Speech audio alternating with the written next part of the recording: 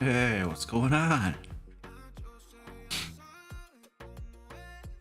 Ketchup's in the house. What up, Ketchup?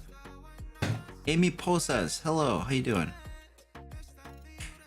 Akshat says, everyone liked the video. What's up, Tasha? Orchidoo, what up? Penguin Butt, hello. Marcus, what up? Yeah, we got Larry on the screen today. I know, it's been like, what, since Wednesday? Since we saw Larry on the screen? All the things, what up, man? Hello, Pine, how you doing? Cats are doing wife. Cats are doing wife. Cats are doing well, Marcus. Thanks, dude. What up, Deceiver? Thanks, buddy. Good to see you here. My wife's doing all right. She'll be excited to come home probably after being trapped overseas for like 4 months or something.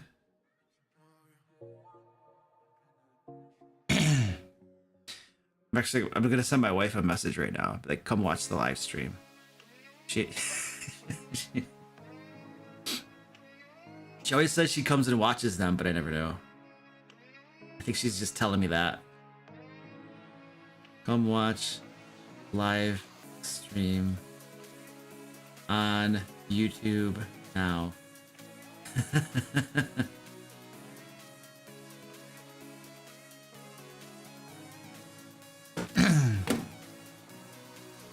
All right, sweet. Chance's D&D Spellbook. What up, dude? How you doing? Sven Silverman, hello. Is Latkus? Hey, dude, what's up? How you doing, man? Austin, what up, man? Croczilla, hello. Matt Lee, what up, dude? Stephanie, hey, how you doing? Oh, the coffee. Game Raider, hello.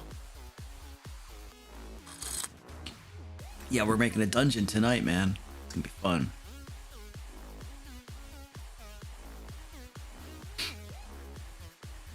I'm about to doing better now that the stream has started. I'm kind of sick tonight. I'm not feeling so well tonight. I think I'm feeling better than I was like an hour ago, but Pat Compton, how's it going, buddy? Vivian Juster, what up? Dito, yo, good to see you, man. Hey, Dirt. Nixit. Oh, I think my wife said something. Iron Man, your first stream, cool. Well, hope you have fun. Yeah, this is 5th edition. I mean, the dungeon that we'll be creating is for 5th edition. Yes, Amy. I do like the Q. I always start off with a Q&A, and the Q&A is just general stuff. It could be for any edition. It could probably be for a wide variety of RPGs. Some of the stuff we talk about is kind of universal. Sean Taup, what up, dude? James Crawford, hello. You're painting a Beholder mini, Mr. Ruggs? That's sweet, dude. I've got a couple Beholder minis. I haven't painted them that. They still need to be painted. We'll get that someday. Someday. I think we're gonna do a level 5 dungeon tonight. When we get there. Hey, James Crawford. Hey, first time viewer, love your skits. Thanks, buddy. I appreciate that. there are some people that hate the skits, and they're like, Luke, I love your videos, but those skits are horrible. They're cringy. You should stop doing them. And I'm like, dude, do you know how to skip ahead in a video? Do you know how to skip ahead to the 1 minute mark or the 1.5 minute mark? Do you like seriously, you don't have to watch them, dude, just skip ahead. But if I stop doing them, then nobody can watch them. Oh, I don't know. I'm gonna share this over to my Discord. I'm gonna send everybody a big ol' notification. You're gonna be like, oh, he's spamming us again. All right. How does this go? We are live on the YouTube. It is fun. Come join us. Yeah. At everyone. They'll appreciate that.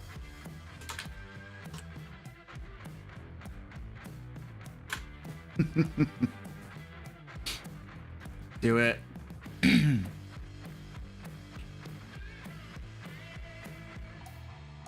Spammers die. Yeah. Pine says the skirts are essential. The skirts. I can't squeaky's bothering me. Voltus says they're just as cringy as they need to be. Nice. Eric, the skits are hilarious. Yeah. I mean, the skits take me just as much time to make as like the 1 minute long skit that you see. Compare that to like the 12 minutes of talking head part that I do. It takes me just as long to make the skit part as it does to make the rest of the video. Like I'm talking about the time spent scripting, the time spent filming. I have an entire day dedicated to filming the skits. It takes me about 6 hours to film the skits for one video, whereas the talking head bit is like 4 hours. And of those 4 hours, 2 of them are just setting up my equipment and making sure my lighting and everything is all straight, you know? So it's like the talking head it films very fast. The skits take a long time to film. Well, I have to keep moving stuff around, you know? I have like 6 different characters to film, sometimes more. I have to change costumes. I gotta, you know, put makeup on and crap, you know, so. Where's the pinned merch plug? Orca Dude, hey, Orca Dude, are you filling in for Danny? Hey, Candy Sora, good to see you. The merch, yeah, there's merch, guys. It's spectacular. Yeah, you should check it out. I think I have something pinned to the top. What's pinned right now? What's the pinned merch? Is it? No, I don't think we have anything pinned. Oh man, we gotta pin something. Hold on. Squeaky, stop bothering me. All right, we're gonna pin something right now. All right, there you go. I've pinned a hoodie to the top of the chat. There you go. There's your merch. Check out the merch. Oh yeah, no, nobody can replace Danny. That is true. Hey Ewan, what up, dude? How you doing?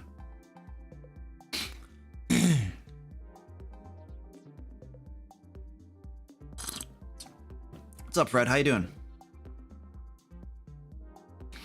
All right, you guys ready to kick this off? You guys want to start the party? Is it time to start the party? We should start the party. All right, here we go. Gotta get this intro screen. Oh, look at that. It's so beautiful. All right, sweet. Let's do this. Yeah, it's live stream time. So what are we doing tonight? We are going to kick off the first like hour or two, something like that, with some Q&A. So hashtag question in all caps, and I'll answer some questions and stuff. It'll be fun. After that, we go into creating a dungeon. Tonight, I think we're gonna make a level 5 dungeon. So it'll be a group of 4 to 6 players around level 5 is what we're gonna make it for. And I have a template. I have a Word doc. So I'll show you. This is all I have. This is all I know about what we're doing tonight as far as the dungeon goes. I have a blank template right here. This is the template that I use to create my dungeons. It's super simple, but it helps to walk us through all of the main points of creating a dungeon. And I also have I gotta make the right screen. Woo! I have a blank piece of graph paper. So this, that's the coffee cup, but this right here is where we will draw a map for the dungeon. So yeah, we're gonna start from nothing and make a dungeon together. So by the way, too, you guys, if you want to use the template that I use for when I create dungeons, it's available for free over on DriveThruRPG. There's a link down in the description to it. It's called RPG. What is the thing called? Hold on a second. I don't know. I don't even know what my own crap is called. Hold on. Let's go look at this. It is called RPG Adventure Template. So there's a link down to it in the chat and crap. Not the chat, but the description. But there you go. I'll throw it in the chat too. There you go. You can check that crap out. If you want to use it, you get it for free, whatever. Might be useful. If not, do whatever. I don't care. Whatever works for you is all that matters. Also, a quick reminder, I have live streams over on Twitch Mondays and Wednesdays at 6 p.m. Eastern US time. There's a link to my Twitch channel down below. And let's see, Twitch. Boom, that should drop a link in the chat as well. Follow me over there if you want to get notified when I go live. We hang out, we answer more questions, we paint miniatures together. Sometimes we play D&D over there. So yeah, it's fun stuff. All right, cool. Let's rock and roll. Get some questions going. Detro Death Bubble says, your opinion on running a game with 7 to 8 players? It's very difficult, dude. It takes a lot of work. With that many people taking turns, whether it's in combat or whether it's out of combat, it is a challenge to keep everybody engaged and to keep the game interesting for everybody. Players are going to find themselves sitting around and waiting and doing nothing for large stretches of time. And so it's more work on the dungeon master to keep the game fun and engaging for them. So there's nothing bad about it if you can do it and you can do it well. Sometimes what you're going to find happens is you're going to have a group that big and players will just start leaving because they're not having fun. And that's not necessarily a mark against the dungeon master. It's just a comment that it's really hard to run big groups. And so sometimes you might just suffer natural attrition because of a group that big, and it'll work itself down to something that's more ideal. It's probably more in line with the dungeon master's capabilities, you know? So it's hard. People do it. Some people love it. But it's not, in my opinion, it is challenging and it is not an ideal group size, but that's just my opinion. Some people love it and do really well at it. Daniel Bayer says, what was the green monster from Wednesday? The green monster. The green monster. Which one was the green monster? We played a game. I don't remember. You have to give me more information. I don't remember a green monster at all. Oh, the little green monsters? Yeah, with the pointy ears and the teeth and stuff.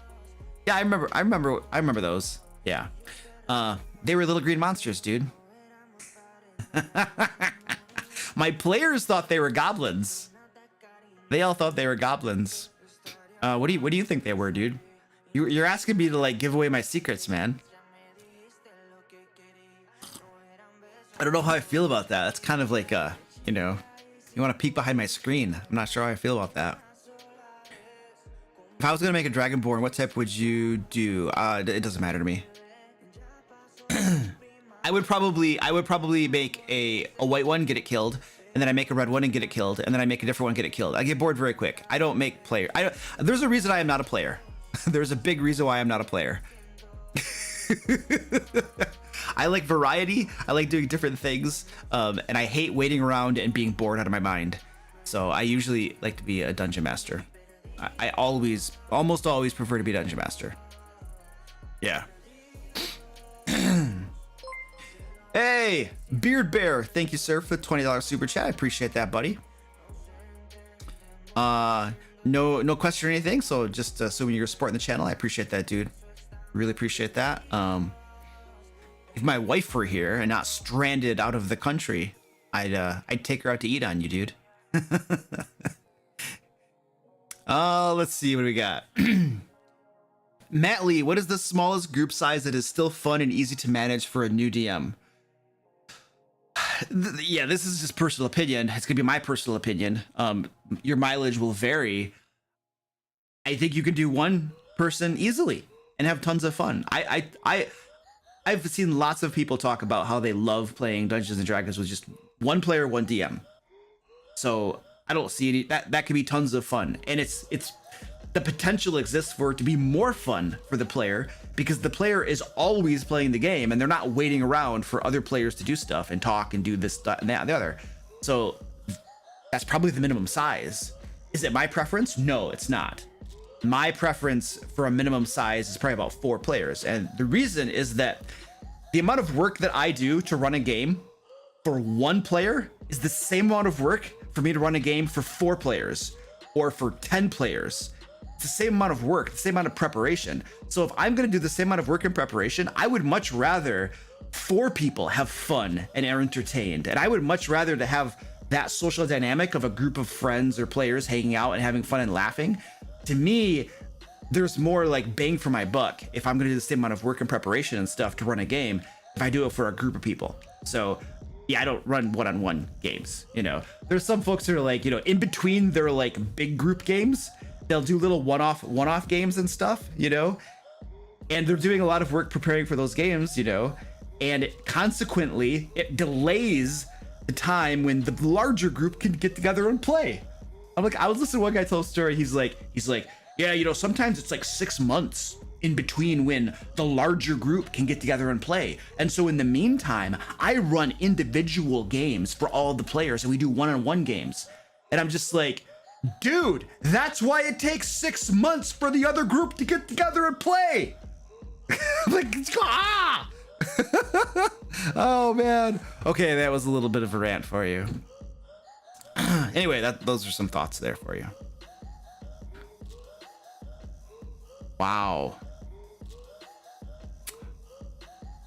Who's doing the copy pasting tonight?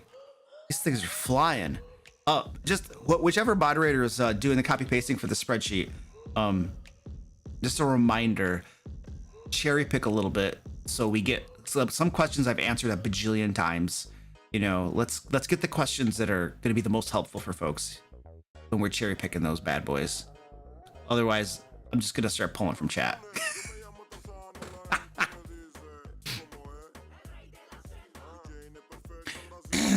Philip Ketchup says, when 6E is gonna come out one day, what rule would you add? I don't know.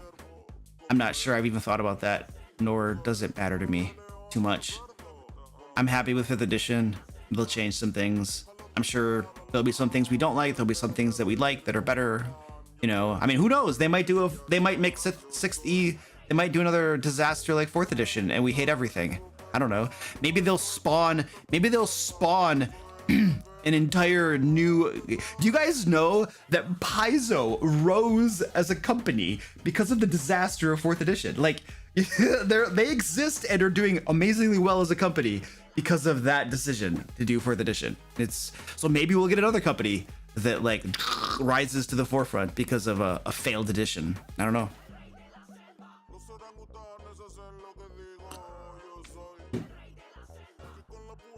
Dito says, when is the VP Hangout this month? Also plug the Patreon. Thanks, Dito. The VIP Hangout, Dito, is Saturday, June 27th at 11 a.m.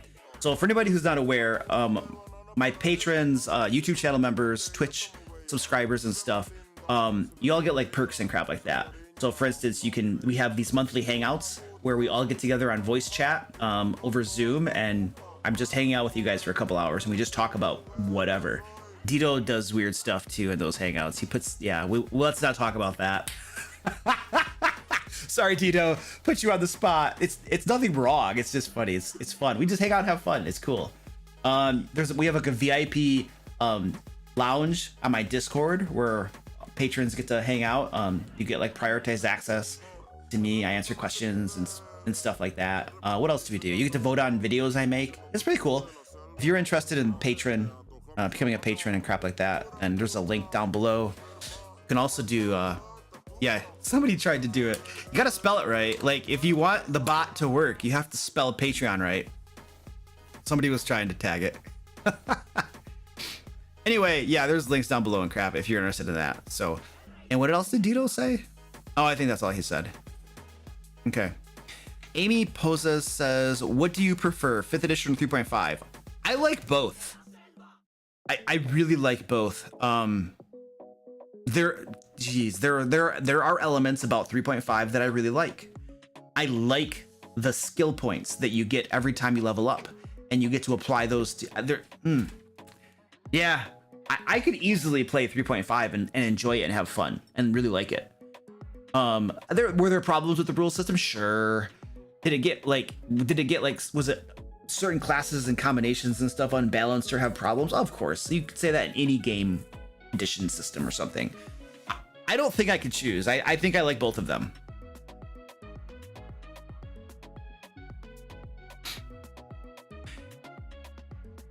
Second edition.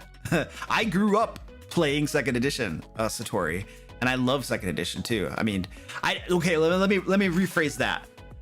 I don't remember hardly anything at all about second edition rules, but I remember enjoying playing the game.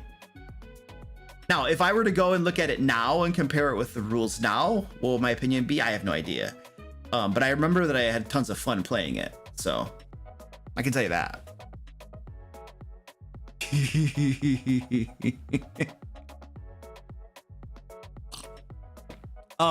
So 4th edition, I have never played 4th edition. I have heard stories of it. I've heard people talk about it and analyze it and explain it to me, but I've never actually played it. So any commentary I make on 4th edition is just going to be what people have told me.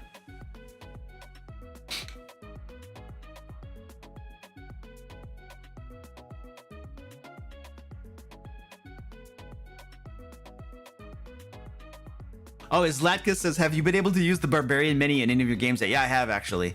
When I was playing a game, actually tomorrow night, I'm going to be playing in a Descent into Avernus game over on Master the Game. That's a YouTube channel. Yeah, he streams it on YouTube. And my first character in his game was a Barbarian, and I used your mini that you sent me. And I got killed pretty quickly. I've gone through like 3 PCs in his game. I think we're like level 4 or something, and I've died 3 times already. That's pretty standard for me. I'm reckless when I play. I just don't care. I do stupid stuff and I pay the price.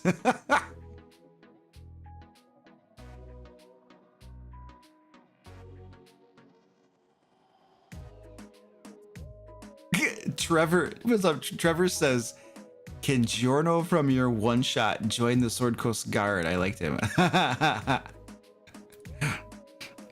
don't think he lives near us, dude.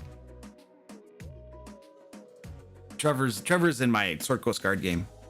Well, it's Curse of Strahd now. We can't even really call it Sword Coast Guard anymore.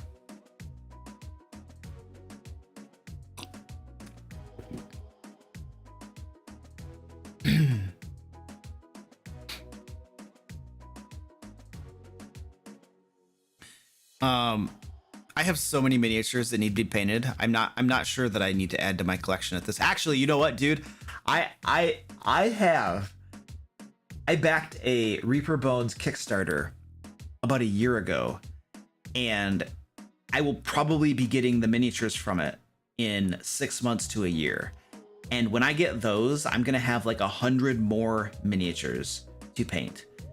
So I am set with the amount of miniatures that I'm gonna have kicking around my basement that need painting. Ashcat, my opinion on tokens instead of minis. So I love minis. I will always love minis, and I love painting them. The advantage of tokens, and I'll just show you a picture. We're not doing a giveaway. Sometimes I do a giveaway of these tokens. We're not doing that tonight. But these tokens right here, these are an example of tokens. And the advantage to these things, dude, is that well, first of all, they're less expensive than miniatures. They're pre-printed. You don't have to paint them, okay? And they don't, okay, you can get pre-painted minis, but they look like garbage usually. Like, seriously, the pre-painted minis that like are sold, the ones that I've seen, are just pathetic. They're like 3 colors. They're like probably painted by a slave army in China, and it's probably not a very good. Yeah. So like, okay, I'm done knocking them. Anyway, the point is, the pre-printed tokens look a whole lot better than those pre-painted garbage you can get. Those miniatures, and these things are much more portable. When I go to conventions and stuff, like I take tokens with me so that I'm not carrying around a tackle box full of miniatures. So they have their place, they have their purposes. If you're on a budget, they're great. If you don't want to paint minis and you don't want to get ones that look like garbage pre-painted, then they're great. You know, if you can't carry around a tackle box full of minis, I see some people at conventions that are like wheeling around these like 4 massive like stackable like crates or something full of miniatures. You know, that's cool, but if you don't want to do that, then something more portable is a good option too.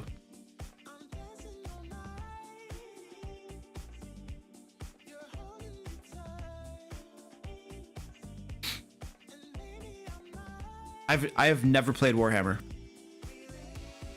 Oh, Ooh, Marcel Beck, opinion on drunk players. How would you deal with them?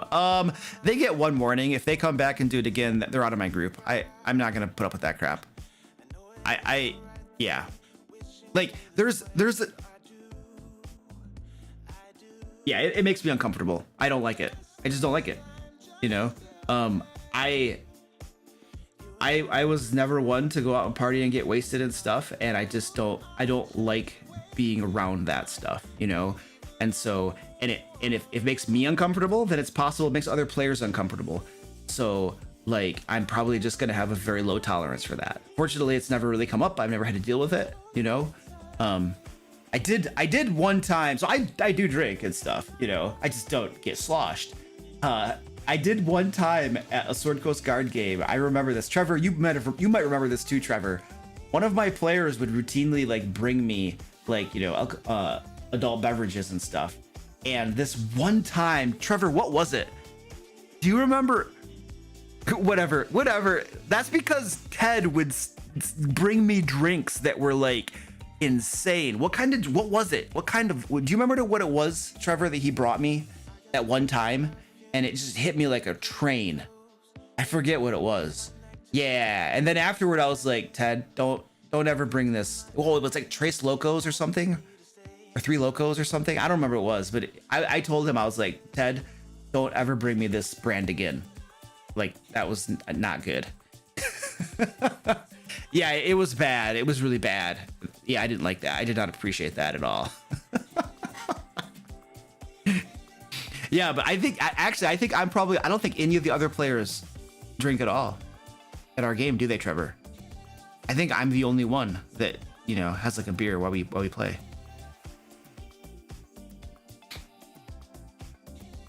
Four Loco, is that what it's called? Oh, if that's what it was, that's the one that messed me up. It was not good. Yeah, not at the game. Yeah, not at the game. Yeah.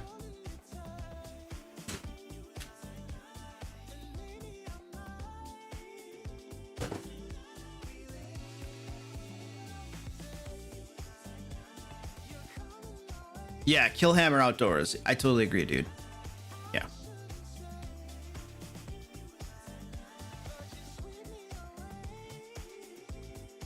Powerlex says, I believe you have a survey that you give to players to improve their experience.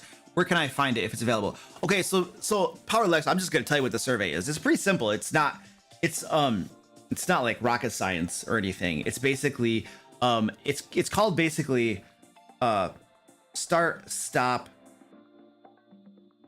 I don't know what it is. Let's just go through it. What's something about the game that you enjoy doing, that you like, and that we should continue doing? What's something about the game that you don't like and that we should stop doing? And then what's something that we don't currently do, but we should consider beginning doing or consider doing at the game? So it's just 3 simple questions. And then you're going to understand what your player enjoys about the game, so you can double down on it and keep on doing it. You're going to understand some things they don't like about the game for you to consider improving or stopping. And then you're going to know things ideas they have for things you could start doing in the game that you're not doing that they might enjoy. And it's 3 simple questions. You know, I don't do it super often, you know, but every so often I'll send it out and I'll get some feedback, you know, and we'll improve things.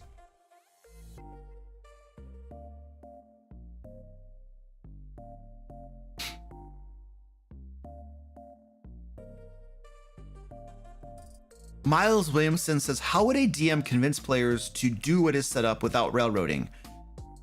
You shouldn't have to convince your players.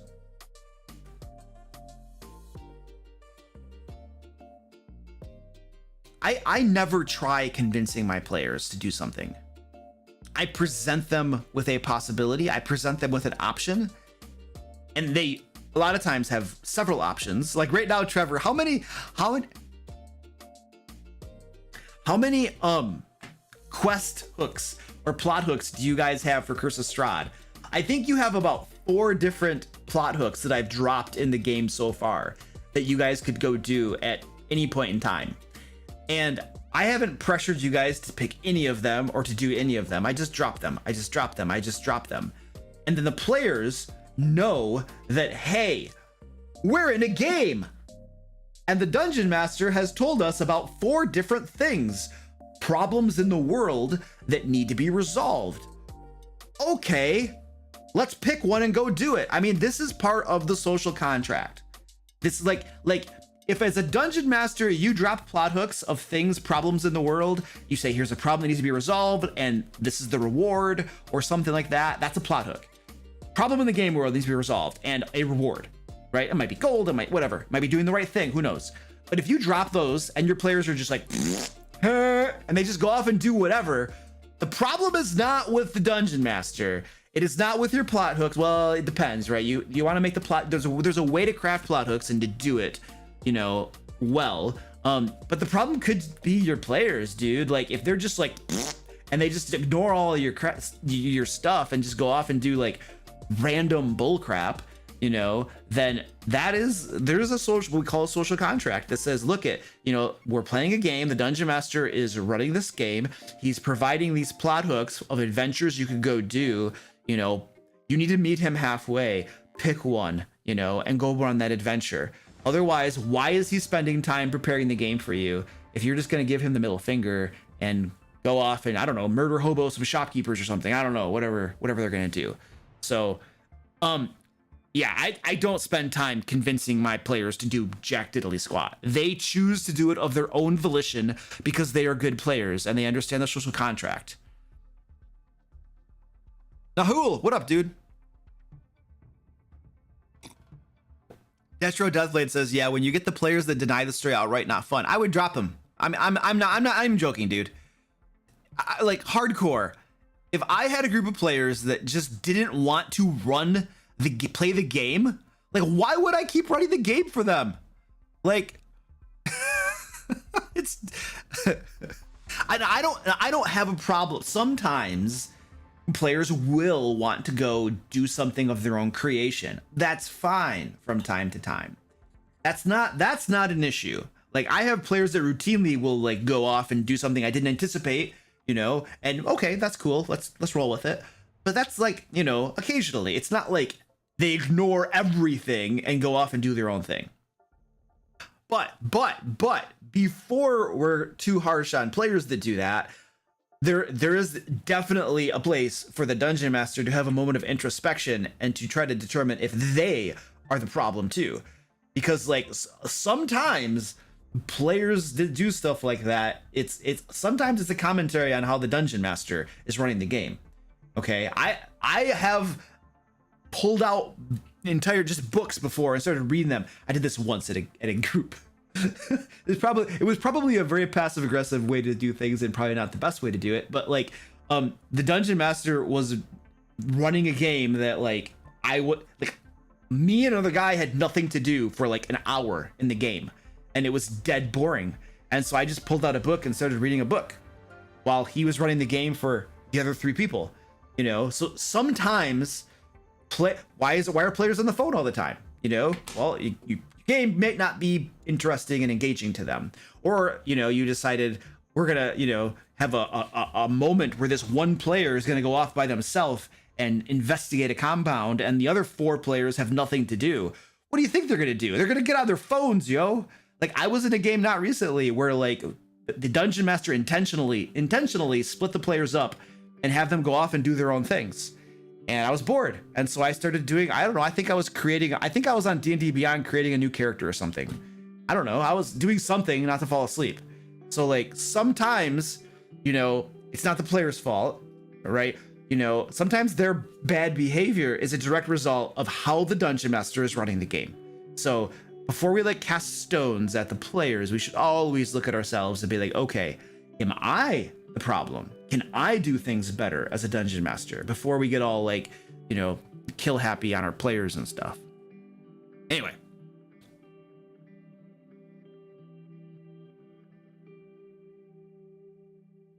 Wow. Let's see. Pater says, what can I do to encourage players to spend time at an inn or town more realistically? They tend to just camp and eat rations. Should I even do anything? No, I don't think so. Like, what? Is there anything interesting happening there? Why do they need to roleplay that situation? I was once in a game where we spent over an hour role-playing crossing a river. That's it. We role-played crossing a river. The druid turned into a giant turtle and we went across on his back. We spent an hour you guys, an hour role-playing crossing a river. Now, maybe I was the one man out. Maybe everybody else loved it. Maybe everybody was just immersed in getting on that turtle's back and going across that river and climbing out onto the other side, jubilant that they didn't fall in or something. Maybe I was crazy. Maybe everybody else loved an hour crossing that river, right? I didn't. I thought it was one of the stupidest things in the world. It was just dumb. Now, I don't know. Maybe that's cool. Maybe that group likes that sort of stuff. I don't know. I was just a guest there, so I just played one time, so I didn't say anything. You know, I played one time, but I remember walking away from that. I'm just like, that was so stupid, you know. But maybe all the other players enjoyed it. I don't know. My point is this: I would not force your players to role play a situation that they don't enjoy. If a town or camping or an inn is just a quick stopover because they really want to get to the dungeon or the castle where the adventure happens or wherever it is they're going, because that's what they really want to do, because that's what's fun for them, you know, well, then I wouldn't force them to role play like shopping. Some people like role playing shopping. You go to town, you talk to shopkeepers, you shop and stuff. It can be fun. If you have an interesting NPC, if there's something compelling about that situation. But if the Dungeon Master doesn't create something compelling and interesting about that situation, then the players are well within their rights to just be like, okay, yeah, I buy blah, blah, blah, I pay this and let's go. You know what I mean? Why role play it if there's not actually something interesting to be done there? I've role played shopping before, but that's because I was introducing an NPC and he was a little bit quirky. He had like a peg leg that was made from like an owl bear holding him up. It was a thing, whatever, you know. But did I role play shopping with an NPC every single time over the next 2 years that we played? No. Most of the time they said, we go to Azimuth and we buy some stuff. And I was like, okay, you buy some stuff. So yeah, I don't know. There's some thoughts for you to think on.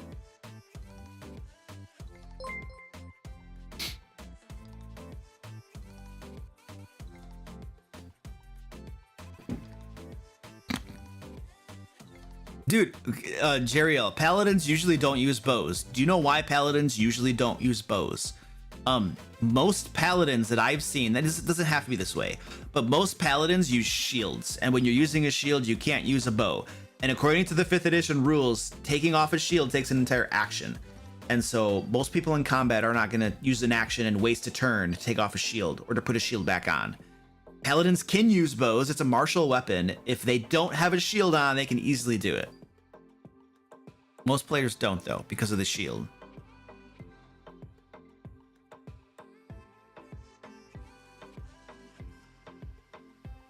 What do you think about players having multiple characters in game? They're like 2 to 3 players in that game. Yeah, that's fine. I have no problem with that. I played Dungeons and Dragons for my daughter when she was about 12 or so, for like a year or so, and it was just me and her. And she played 2 PCs. I played 2 PCs. Okay, let's not go there. I get it. Yeah. Okay. And it was fun. We had lots of fun, you know. If you have 2 to 3 players in a game and 1 or 2 of them wants to run an extra PC to flesh the party out, I don't think there's any problem at all with that. The caveat that I'll put on that is that they need to be able to make decisions quickly, though. Like there's sometimes that I will play, like if another player can't make a game session, I'll play his PC for him when I'm a player. It doesn't happen very often, but I'm used to making decisions very quickly as a dungeon master in combat and et cetera, et cetera. And so it's not a problem for me to play 2 PCs because I'm making decisions quickly. But there might be a problem if you have a player who just takes forever and has like 3 characters they're playing, you know. But I don't know. It might be an edge case. I I would try it. I don't think there's nothing wrong with it inherently, you know. Try it, see how it goes, and tweak it as needed.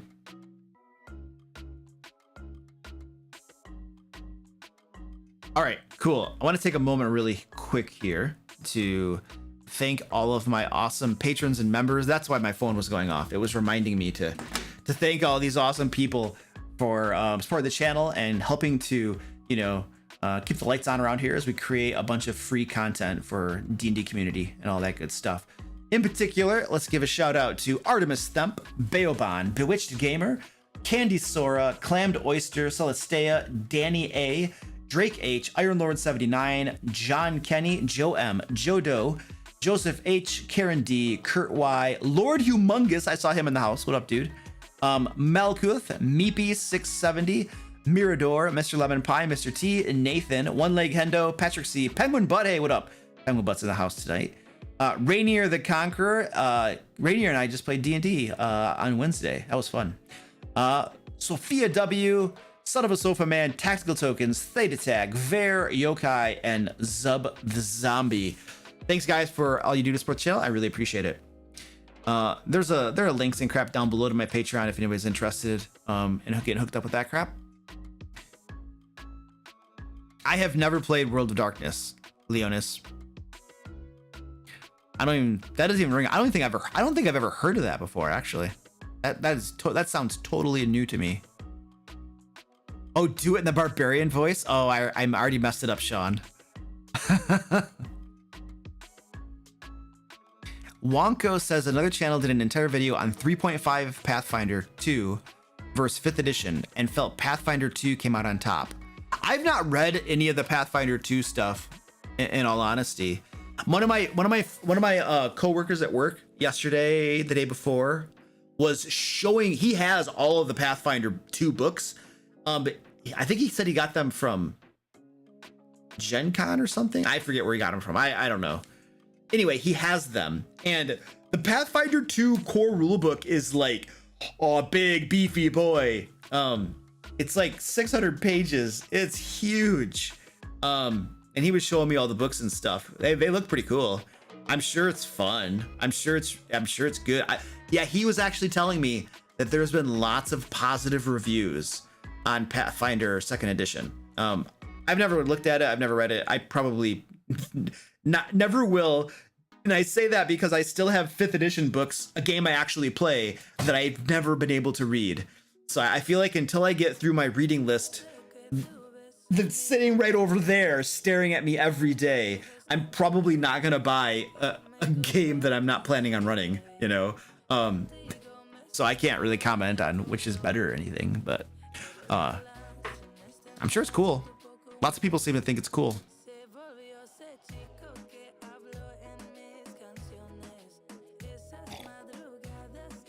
Yeah, it's like the core rulebook is 600 pages, but I was told that it's essentially, no? Yeah, I don't know. I don't want to really say a whole lot about it because the dude told me a little bit about it, but I'm going to mess something up and then misinform people. So, yeah, I don't know.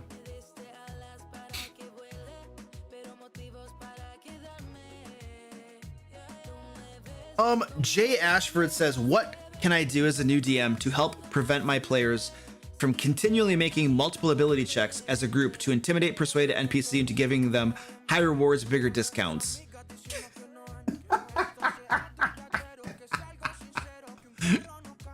That's so dumb. Like, and I say that because I know exactly what's going on. They're like, you have like 5 players, and the one's like, all right, I'm gonna do a persuasion check to see if I can get him to give me more money. He rolls. Sorry, he doesn't do it.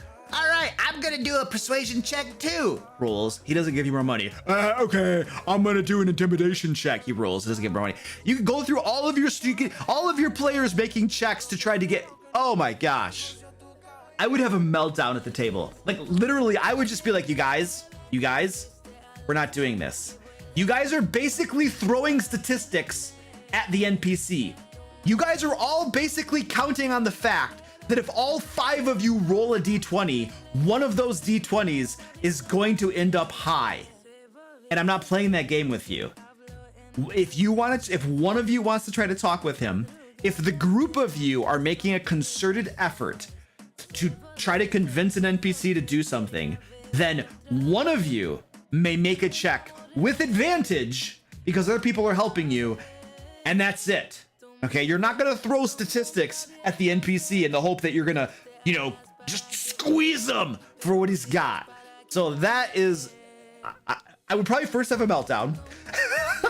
I would probably explain to my players why that's ridiculous and why we're not going to do that. And then I would give them the second part, or the last part, which is, this is what we will do. I will grant you advantage on one check because you are attempting as a group to do this thing.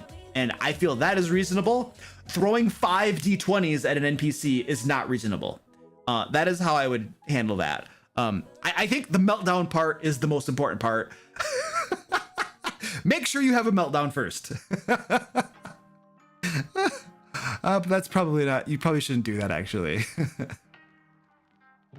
That's funny though. I know exactly what you're talking about, dude.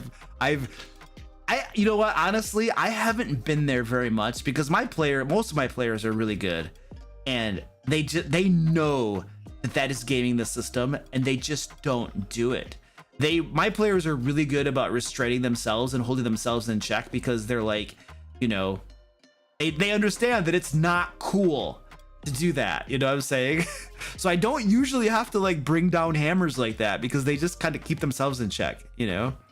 Or they're just terrified of what I'll do if they try that. I don't know. I don't know.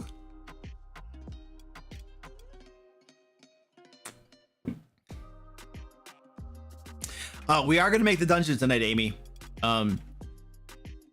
We actually, you know what, you guys, what we might do, just to make sure that we have enough time to make our dungeon, we might start making it in just a little bit here. Because usually, so the live stream is 4 hours, generally speaking. I usually spend 2 hours doing Q&A, but that only leaves us 2 hours to make the dungeon, which might not be enough time to finish it really well without rushing.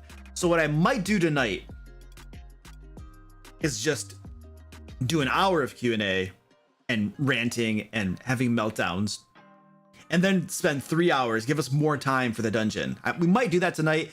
And if, you know, I don't know how many people are on, but if your questions are getting answered, remember, I have live streams over on Twitch, Mondays and Wednesdays at 6 p.m. There's a link down in the description. You can follow me on Twitch. So if you got questions and like I've been ignoring you for 45 minutes and you're just like, ah, then you can follow me over on Twitch, and yeah, I might get you next time. I'm sorry. Cat strike. You guys want to do a cat strike real quick? I can do a cat strike. All right, let's see if we get a cat strike going. Here we go. Here we go. I got the chonkers coming. This is the cat strike material. Look at that. Look at that guy run. Look at that big chonker just bolt across that floor. He knows what's up. All right, let's go to the cat cam. Hey, let's go. Sometimes I get cats from upstairs coming down too. They can hear this. We'll see. So far I only have 3 candidates. Oh, it's the same treats your cat get? That's cool.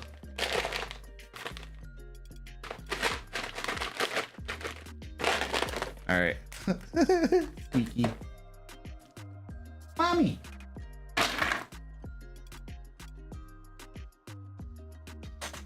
There we go.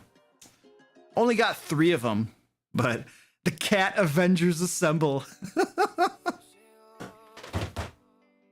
Oh yeah. These guys are so tubby. I need to put them on a diet, but then they look at me and with hungry eyes, and I'm just like, oh, they're poor guys. Game Raider didn't expect that one out of right field. Oh, what? Cat treats to the cats? Yeah, for anybody who's like joining for the first time, this is my cats are a standard thing on my streams. We do this is what we call a cat strike.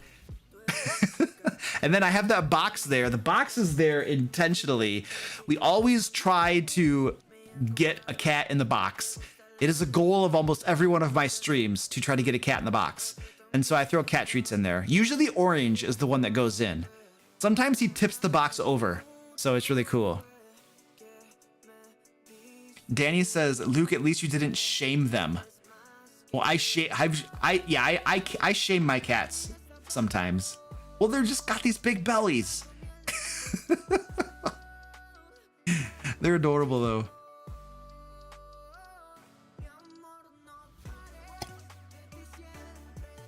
Martin says raising the difficulty of each attempt. Yeah, you could do that too.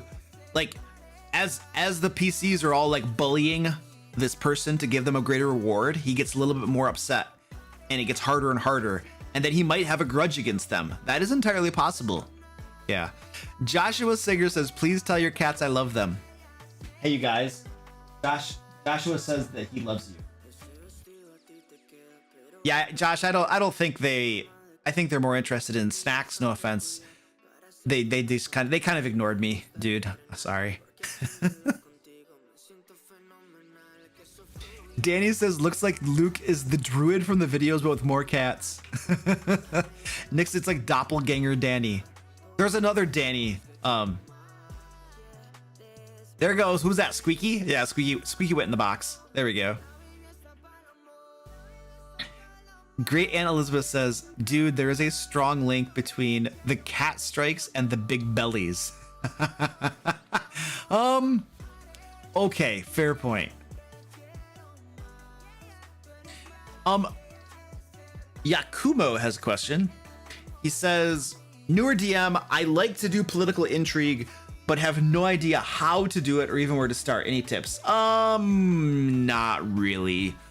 Political intrigue is not a forte of mine, in my opinion. Have I ever run a game with political intrigue? I don't know that I have. I think I have nothing for you. Can anybody in the chat help him? Give him some tips. Like, you know, I'm gonna be honest with you. I could invent an answer on the fly to make me seem intelligent or some bullcrap. I would rather just tell you I don't know. Sorry.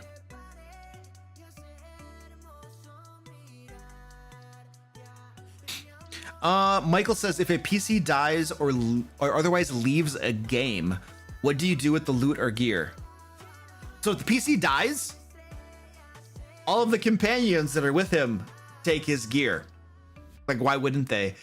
They're just gonna be like, oh, we're going to bury him with all of his gear. His +2 longsword gets buried. His magical armor gets buried. The bag of holding that he was carrying gets buried. It would be wrong to take his things. No, they're gonna loot him.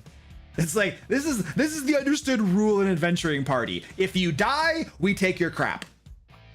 We might raise you from the dead, in which case we'll let you keep your crap.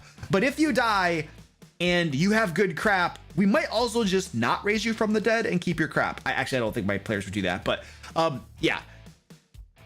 If they leave the group, if the PC leaves the group, well, guess what? They just took all of their gear with them, so goodbye to that. So I just deal with it. What does realism say? What would realistically happen? Okay, that's what happens.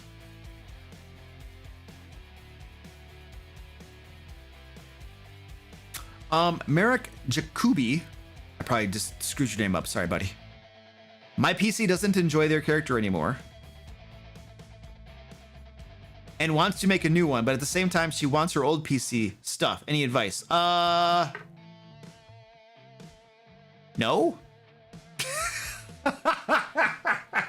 What is that? I think I had a cat treat on me. Yeah, it was stuck in my shirt. I was saving it for later. And then it just fell out. Orange, you want another one? There you go. I gave Orange another one. He's in the box right now. Orange is in the box now. Merrick, honestly, whatever, dude. Like, you're the dungeon master. If you think it's fine for her to take the old PC's stuff,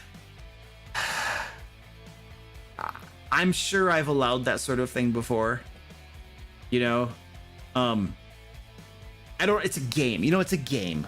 So, like, I don't really have a problem with it. I would probably tend to, you know, frown upon it a little bit because it is a little metagamey, but it's a game, so you know, whatever. I don't at the same time, I don't want to be like a big old fat jerk, you know, to a player who's just legitimately not enjoying a PC, wants to play a new one, but this PC happens to have some really cool gear, you know? So I would probably be like, okay, take the gear. But with the caveat of you're not constantly changing your PCs. If she's like every week wants to make a new PC, then I'm gonna be like, no, dude, like this is causing whatever problems. Okay, but if it's like she's been playing for a half a year or something, whatever, who cares, dude? Just let her take it. I don't know. I think I would probably be lenient if it were like an occasional thing, you know, because at the end of the day, you want your players to have fun, you know, and that just doesn't seem like a big deal to something that's not the mountain I want to die on or the hill I want to die on. You know what I mean? I'd probably just be like, it's okay.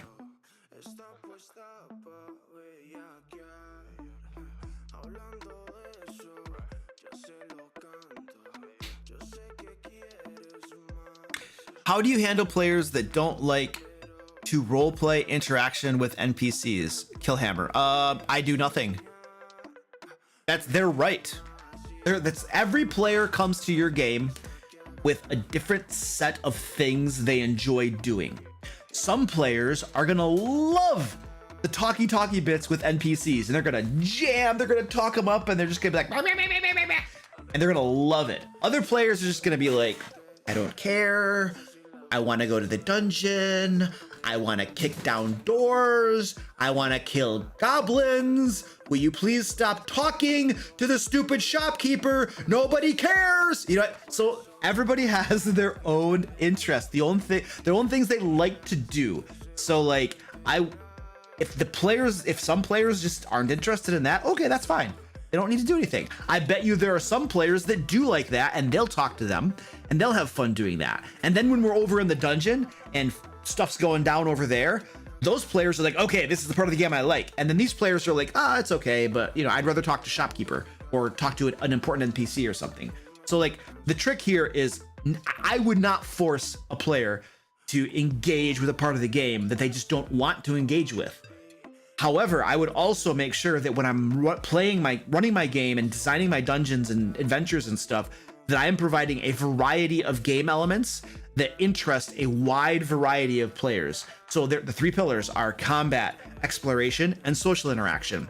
And make sure you have a variety of those things so that they engage. Different players who like those different things have different parts of the game that they have fun and enjoy doing. And then the players who don't like, I hate exploration. I just don't like exploration. I will sit while people are exploring a dungeon and walking around. A lot of times I'm just like, I don't care. I'm not gonna look at a cabinet. I'm not gonna look at the desk. I don't care. It's a chest. Okay, I might go open a chest up, you know. I'm not gonna look. I don't care about secret doors and crap. I'm just like, whatever. I don't care. Somebody else do it for me. There's a combat. Oh yeah. Or if there's, you know, if we're gonna talk to somebody on the adventure, I love that. I love talking. I love the talking bits and I love the fighting bits. The exploration, I'm just like, meh. If I had a dungeon master who was like, Luke, you need to more fully engage with the exploration elements of this game, I probably would just be like, dude, I don't want to. It's not fun for me. So yeah.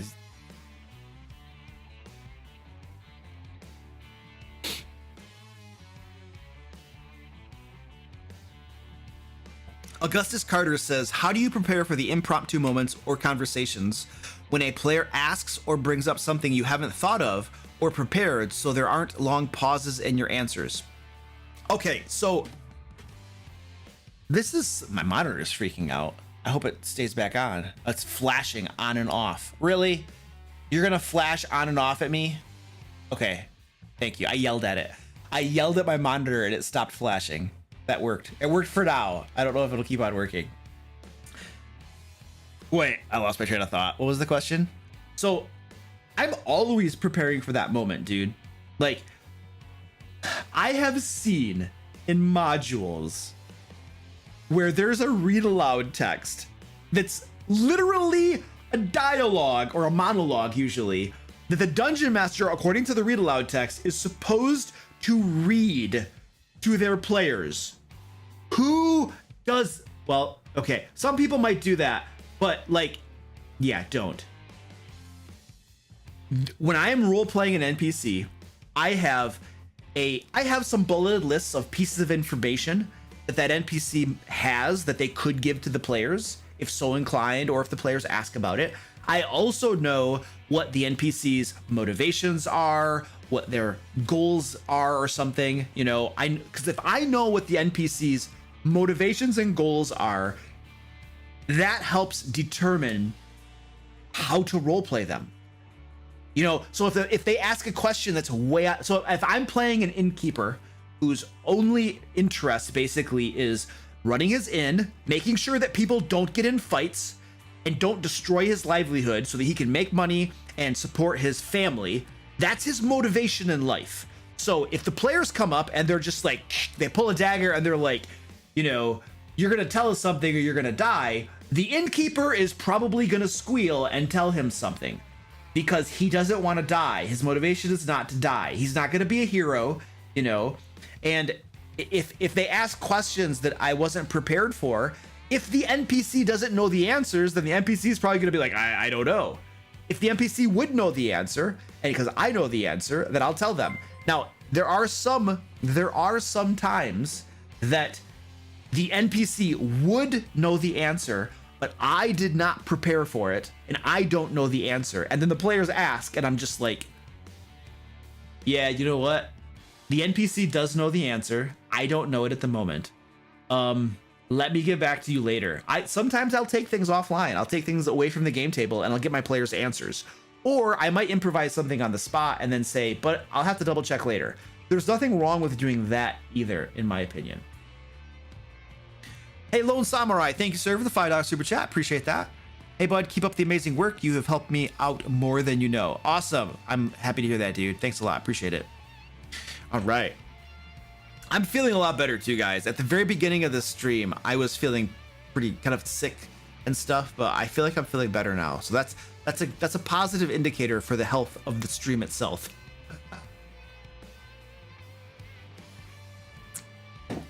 All right, ladies and gentlemen, let's start creating our dungeon together. If folks had questions and didn't get them answered, I do have streams over on Twitch Mondays and Wednesdays, 6 p.m. Eastern US time. There's a link to my Twitch channel down below. Fill the cup. I know it's getting empty. It's Danny. It's getting empty. It's horrible.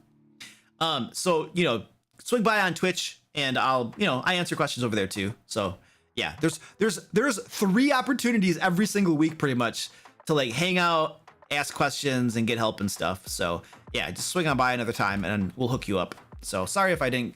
I have, like, you know, lots of people here, so it's hard to answer all the questions. And I have a tendency to like rant and rave and, oh, what is this?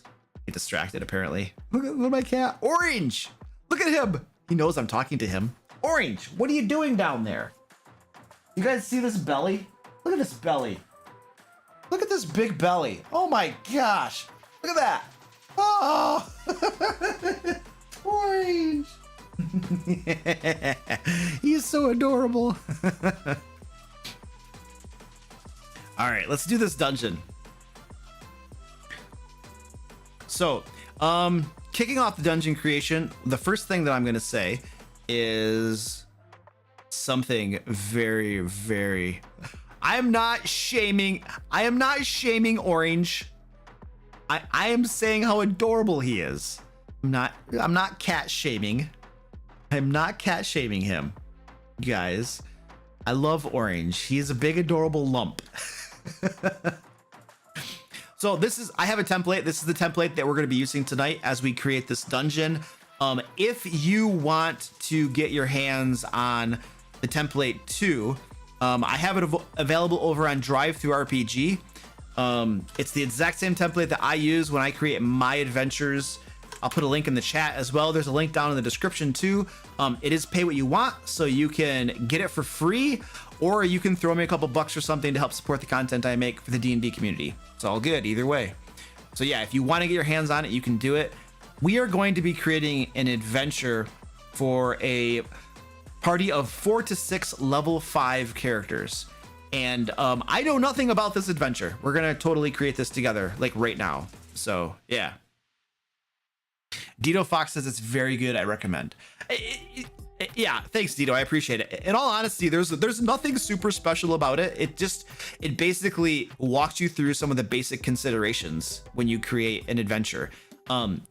Which is why I offer it basically for free, because like I don't feel like it's not brain surgery. Oh my gosh, look at this.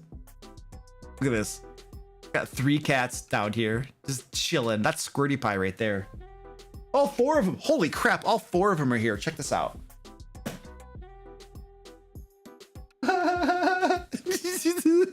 They're all just sitting here.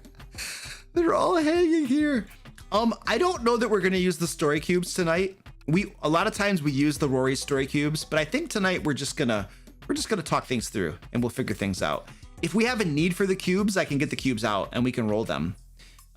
These guys are crazy. I don't know. I gave them food. They want more. You guys, they just want more. Oh my gosh. Oh, it's crazy. They're ganging up on me. I don't know what they're doing down there. It was kind of freaky when I looked down and I saw them all down there. I'm so low on coffee. Okay, so let's put this over here a little bit. Zoom in some. So level 5, you guys, we're creating a level 5 adventure. We need to decide. Let's look at monsters first. I usually like to decide what the monsters are going to be in the adventure. Like find a bad guy, find some minions or something like that. Decide what the theme is going to be or something. So I've done a little bit of math beforehand. And if we're going to create a level 5 adventure for 4 to 6 players, then we're going to balance it for about 5 players is what we're going to be doing. This, by the way, this is the encounter calculator that I use. I'll put a link to it right now in chat. And I've already kind of crunched some numbers. And if we consider our boss, if our boss is a CR5 and he has like 3 or so CR2 minions, we have a deadly encounter. It's just deadly. And so at level 5, they'll do just fine. So I think what I want to do is try to find a boss for this dungeon that's about CR5. So now's the time where you guys can start throwing suggestions down into here.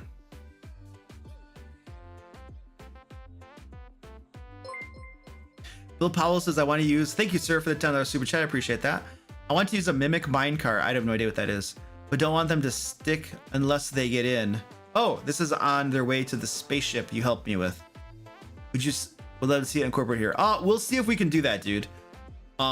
If we can fit it in, if it makes sense to do that, yeah, we can try to do that. I have no problem with that.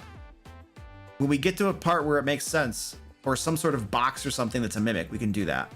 I can't promise it though. Like I do have a kind of a rule with these adventure creation things. I don't usually like to incorporate things via super chat, because then it becomes like pay to win type of thing. I really like to just involve the entire community and then have, you know, the ideas speak for themselves. You know what I mean? Your idea does sound pretty cool, but I'm just kind of like speaking to everybody right now. I usually don't like taking super chat ideas when we're creating stuff. So, for reasons I just stated. So we got Troll and an Air Elemental. Cambion. Cervic, good guy, Luke. Well, thanks, dude. A half dragon, I think, is a CR5. Really? A half dragon. A Hydra. Ooh, ooh, ooh. Well, let's go take a look. Okay, so a half dragon. Half dragon. Oh wow, there's different types of half dragons. A half dragon gladiator, a half dragon veteran. I think the half dragon veteran is the one in the monster manual. Yeah, it's a CR5. Ooh, okay. I like that idea. A half dragon veteran. I kind of like that idea. Let's see here. We're just gonna write this down. Half dragon veteran, CR5. This is, I don't know that we're gonna do this. I'm just making a note of it. Because yes. So let's see what other ideas you guys got here. Vampire spawn. Ooh. I think a Hydra is more than a CR8. I'm pretty sure. A Kraken priest? What is that? Kraken priest? Let's see what we got here. Is that a CR5? It is a CR5. Oh. Ooh. This looks cool. I've never used this before either. Oh. A Kraken. So this is a priest who basically, I'm assuming, worships a Kraken. Oh, man. Okay. I'm not gonna read the whole thing. I like this. Kraken priest, CR5. I really like this idea. Kraken priest, CR5. That is a strong contender. All right, let's see what else we got here. It's from Prince of the Apocalypse. Really? Okay. I don't recall that being from Prince of the Apocalypse. That sounds like it's more like from whatever. Okay, Blue Bob Man is correcting my pronunciation. He says it's supposed to be pronounced Kraken. Well, hey, guess what, guys? I'm now gonna say Kraken the whole stream. It's also in Volos. Okay. I'm gonna say Kraken. I'm totally gonna say Kraken. Not because Blue Bob Man said that, but like, it's kind of my thing to mispronounce everything. I literally mispronounce so many words that I have to own my flaws. You know what I mean? Handlebar Fox, what up, dude? How you doing? A Kraken good time. Yeah. Deceiver says you've done this to yourselves. Ooh, Cyclops. What CR is a Cyclops?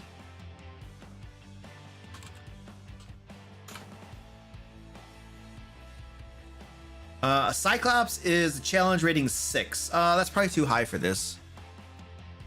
A Medusa. Melchior says your flaws have floored us. I know. Hall of Thanes. Luke, it's pronounced Kraken. Thank you, Hall of Thanes. Hall of Thanes, you are trying to use reverse psychology on me, and I'm almost dumb enough to fall for it, but not this time. This dungeon can be anywhere we want it to be, Steve. Like, we're calling it a dungeon, but it could be anything. It doesn't matter. Everything to me is a dungeon. It could be a castle, it could be a forest, it could be an underwater seabed. You know, we will turn it into a dungeon in concept, if not in actual reality. Nothing but quicklings. Oh yeah, my Ancient Dragon players love quicklings. Okay, here's what we're doing, you guys. We are doing the Kraken Priest. This is our big bad. Our big bad for this adventure is a Kraken Priest. So the next thing that I want to brainstorm are minions. What kinds of creatures do we think would be working for a Kraken Priest? Yeah, what kind of thematically, what makes sense thematically to have working with this guy? Give me some ideas. Sea Spawn. Ooh, let's look at that. Sea Spawn. I've never used Sea Spawn. I have a, you guys, I love using new stuff that I've never used before. So like, A lot of people will ask me, you know, what's your favorite monster? And I'm just like, one I haven't used before. A C-spawn is a CR1. Oh, that's okay. Yep. So we're going to use some C-spawn. C-spawn. CR1. Okay, excellent. Ooh, a cave fisher. A cave fisher. That I've never used a cave fisher. So a C-spawn is basically just kind of like a humanoid. Oh, look at this. It says here that C-spawns are deep thralls of like krakens. So krakens can like make C-spawns. So that makes sense. Thematically, it makes sense that you would have C-spawn working for a kraken priest then. What about a cave fisher?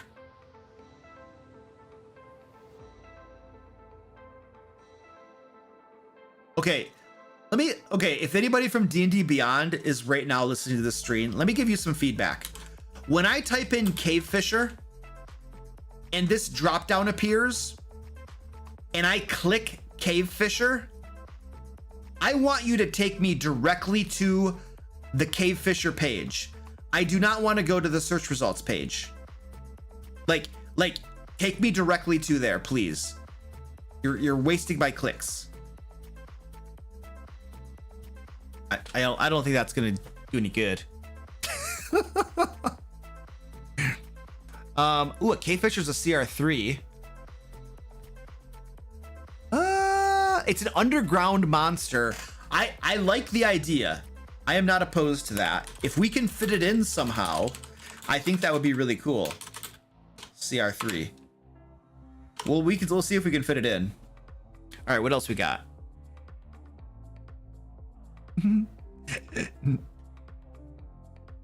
Evil merfolk called. I don't know. A coldrith? What is a coldrith? That sounds familiar, Lord Citrus, but I don't remember exactly what that is. Oh, here we go again. Woo! I gotta click twice. This is like a no, this is something with drow and stuff. I don't think that really fits thematically a whole lot. A ghoul lacedon. What is that? Oh, is that an underwater ghoul? Is that an underwater ghoul? Ghoul lacedon? There it is. You failed your... Oh, whoops. That's because I wrote group. Ghoul lacedon. What the heck?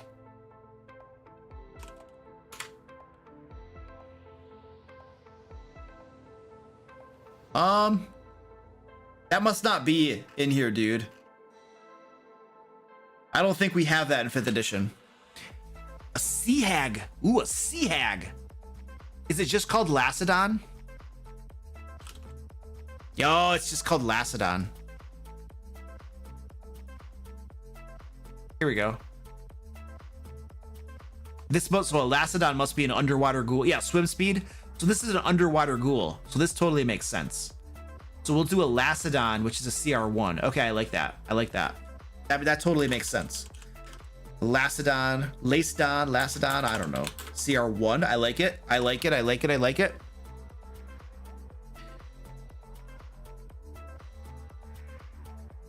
A sea hag. A sea hag. Sawagan. Sawagan, well, possibly Sawagan, but we have Sea Spawn, which are a good minion for the Kraken. Lacedons are, I feel like if we try to fit in Sawagan, that might be overkill. I don't know. We're not going to make a super huge dungeon. We have to like confine the scope of this to something that we can manage in our time here. Yeah, Andrew Orr, zombies that have drowned underground with coral and other underwater plant life on it. Ooh, I kind of like that. That's a cool idea. If we have Lacedons or Lacedons or something, then what's a zombie? It's like a CR1 half or something. CR1 fourth. Oh yeah, I like that.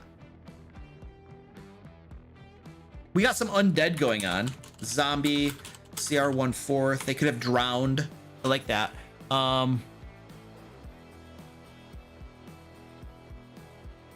I'm gonna like copy your description too because I like that. Cool. A dungeon in a sea grotto. Yeah, Munchgum. I think that's what we're working toward. I think we are working toward having a dungeon in a sea grotto. I think that's kind of what we're working toward. That is I think we're working ourselves up to that for sure. Sawagan. Do we like Sawagan? I don't know. Sawagan are pretty common, aren't they? Yeah, we are brainstorming. We're creating an adventure together. I think somebody might have been asking. We're creating an adventure together. So we're just brainstorming ideas. We're kind of fleshing out the central idea of the adventure right now before we start fleshing it out. Grotto. Grotto. Grotto. Grotto. This is going to be a dungeon in a sea grotto. Oh. Red caps that sank due to iron boots. How big is a dragon turtle? It's a high level creature. We're probably not going to use that. Wharf rat. What the heck is a wharf rat? Let's find out. Wharf rat. I have a were rat. I don't think wharf rats exist here. We have a diseased giant rat. We have a were rat. Yeah. I don't think we got any of that stuff.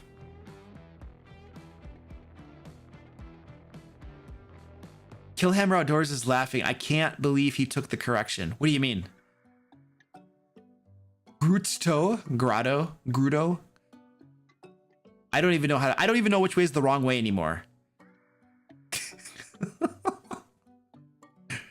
Oh, octopuses and other sea creatures that have been hypnotized by the priest. Ooh, I like that. Let's find a sea creature. I mean, a shark, possibly, but sharks are only underwater, and that might not work so well. Come on, you can do this. Come on, let's go. Octopus. Octopus? A giant octopus. How big is it? How about what's, oh, a CR1. Let's do that, you guys. A giant octopus, a CR1. That's pretty cool. Giant octopus, CR1. Okay. I think we're done. That's enough monsters. We have brainstormed enough monsters. I don't think the half dragon veteran. Ooh. The half dragon veteran could be a prisoner that could be rescued. There we go. Maybe an ally potentially to help them. So, yeah, I kind of half dragon. That's too powerful. Let's we need to make that not as powerful. That's too powerful of a creature to help them out. Let's figure out something else. Half dragon. What could they rescue from this grotto? I don't know. I'm trying to say it wrong, but I think I'm failing. What could they rescue? A gladiator, a half blue dragon gladiator. Yeah. What do you guys think? Merfolk prisoners. Ooh, I like that. Have the half dragon is injured? Yeah, they might just heal it up. Yeah, it could be injured. Yeah, that could work. A grumpy red cap that sank. Oh, yes, I like that. Red cap, I like it. It's an evil creature, but they could make.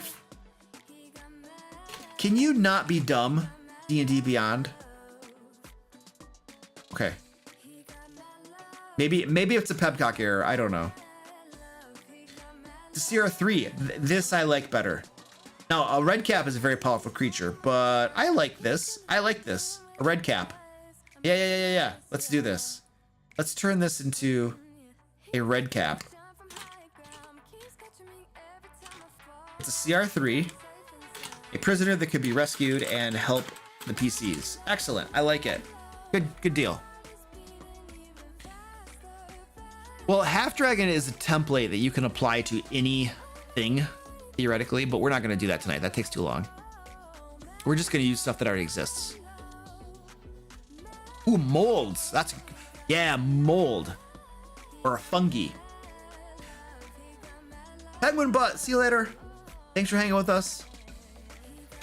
Maybe might be back later. Maybe if she gets bored, she'll be like, all right, I'll go hang out with Luke again. Look at my dumb cats. They're just like waiting to ambush me. What are they doing? They like me. They're just like, he's our friend. Yeah, he gives us kitty cat treats. We like him. What was I gonna do? We need to, okay, so our next step, you guys, is to figure out what's going on here? What is our central conflict? What is the central conflict of this adventure? What is this Kraken priest trying to do that is creating a problem in the game world that the PCs need to solve? So just start brainstorming some ideas, and yeah, I'm gonna get some coffee real quick. I'm gonna leave you with my cats for like 2 seconds, brainstorm some ideas of the central conflict, and then we'll start fleshing this out some more. I can't even walk that way. It's like my cats are like blocking my escape route. It's a fire lane and they're blocking it.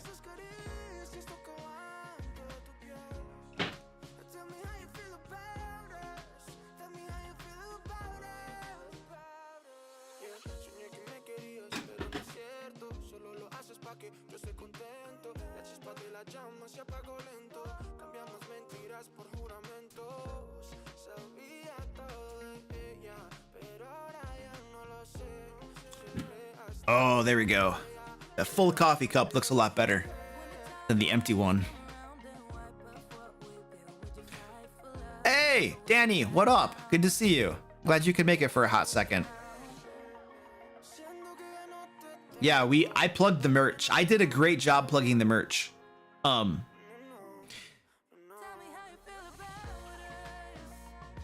lying.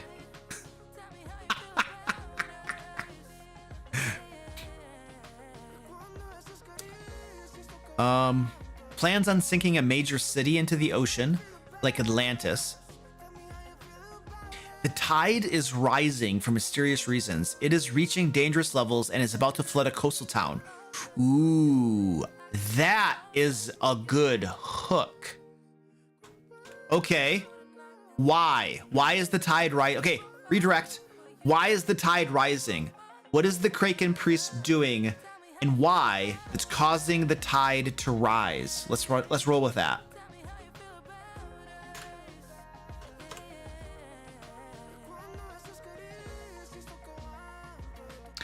Why is the tide rising? What's going on there?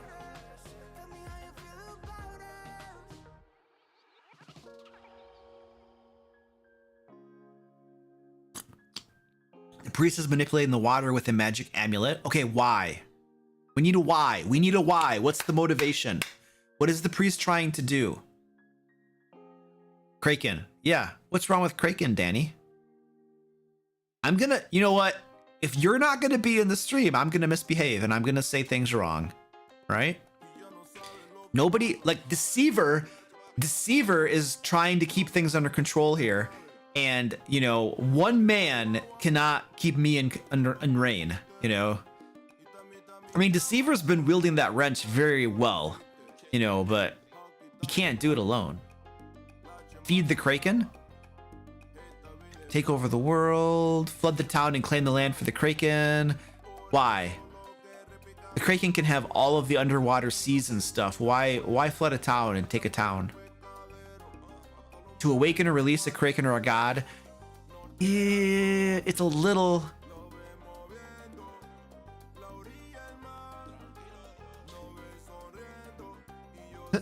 How do you pronounce Kraken? I believe it's Kraken. I'm pretty sure it's supposed to be Kraken. I'm intentionally saying Kraken because I'm a jerk like that, I guess. The ceremony of the rising tides. Ooh, that's a good name. The ceremony of the rising tides. We still need a reason the Kraken, what's the Kraken priest doing? Bringing the moon closer to the planet. I don't see a why, you guys. We need a why.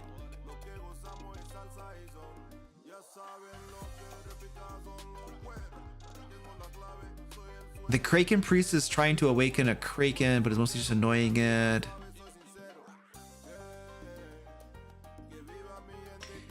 The priest is stopping the main food force of the city. Seafood. They don't have much content. Hey Villa, what up? The stream's been going for about an hour and a half now. I'm not feeling inspired. We need a reason. She's taking revenge on the island. Okay, that's a little closer.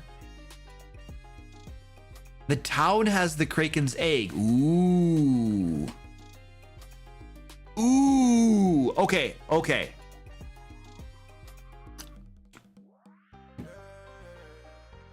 What if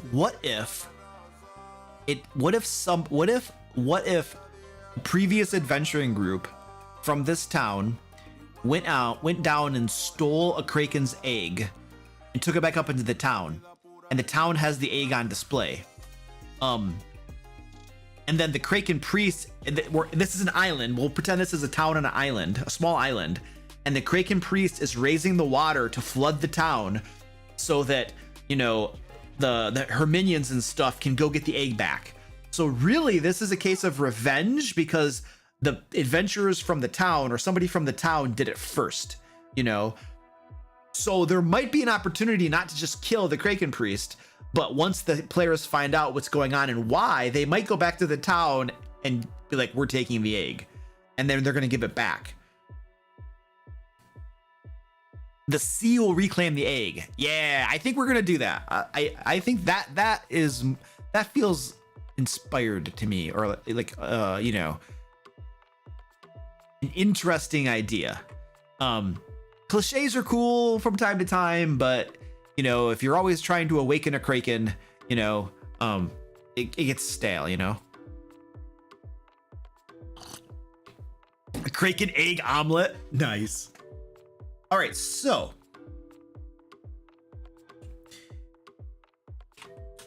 what's the name of the Kraken priest? We need a name for the Kraken priest. Let's brainstorm a name for the Kraken priest. Give me some cool name ideas.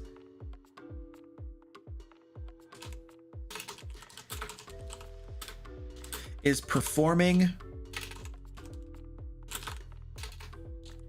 the ceremony of the rising tides, causing the water to rise around the town. So we're going to say another adventuring party stole an egg from a Kraken and took it back to a town. What's the name of the town? An island where they sold it. A Kraken priest is trying to get the Kraken's egg back. She is okay. Name of the Kraken. Karen. Ooh. Creequin the Submerged. Emma Fries. I like that. We're gonna go with that. That's the name of the Kraken, or the name of the Kraken priest. That's a great name. I need a name for the town now. Can we get a name for the town? So the NPC is gonna be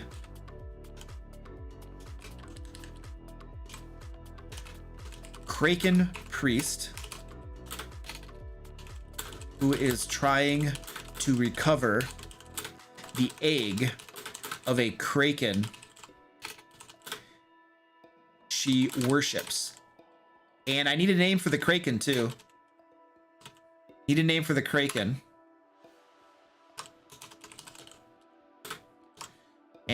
And we need a name for the town. Kraken Point. Ooh, that's interesting. Forsaken's Watch. Puddlesburg. Do I have lots of help? Oh, I'm not showing you the right screen. You guys can't even see what I'm writing. Man. That's not good. Let me find the right screen. Sorry. I'm sorry, you guys. I've been showing you. You've been staring at the side of my head, and you're probably like, Luke, like, you're handsome and all, but like, we don't want to look at the side of your head the whole stream.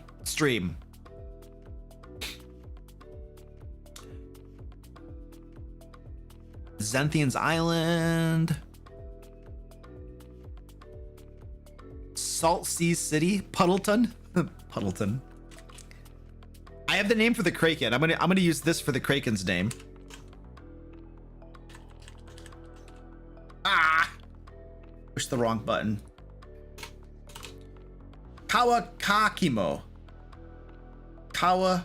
I'm gonna put an apostrophe in there. Just because I feel like fantasy names with an apostrophe are like, you know, wee. I need a name for the town. I didn't see something offhand that was super. Well, I haven't read them all. Stormhaven. Okay, you got it, Wonko. Stormhaven is the name of the town. What's the name of the island that it's on? Stormhaven. What's the name of the island?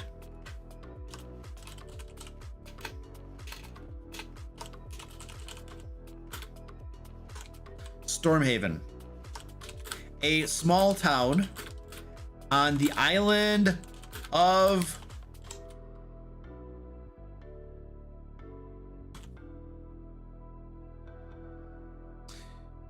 Land's End, Findora, Island of the Blue Dolphins. Ooh, I like that. Tortuga. Ah, sí, vamos a poner Tortuga. Qué gordito. Diver's End. Kraken Point. Lurching Isle. Kraken Point sounds cool. Baffin Island. I kind of like Kraken Point. Kraken Point just kind of has a really cool ring to it.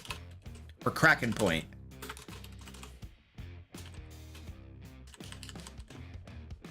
All right, let's do that.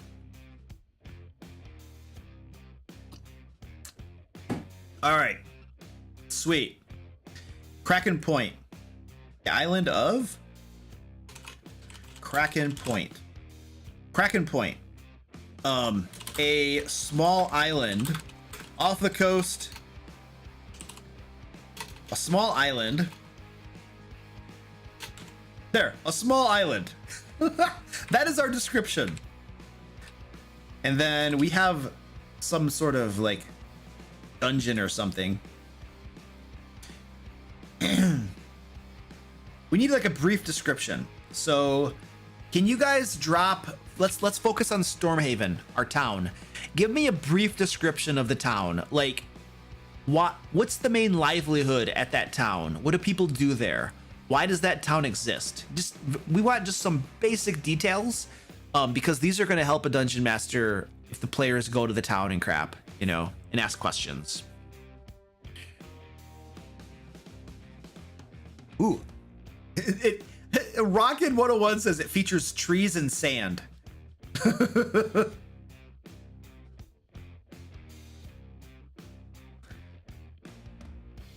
Fishermen and pearl divers. Ooh, I like that. I like that. A small town on the island of Kraken Point. Its main industries are fishing and pearl diving. Ooh, nice. Pearl diving. That's really cool. Let's say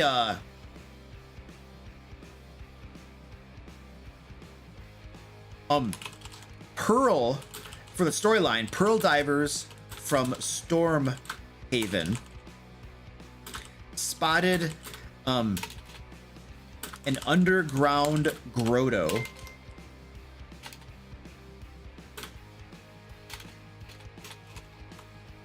grotto and hired an adventuring party to explore it and bring back underground grotto and underwater grotto. To explore it and bring back treasure. The party ended up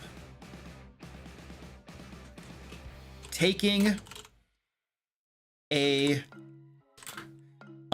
kraken egg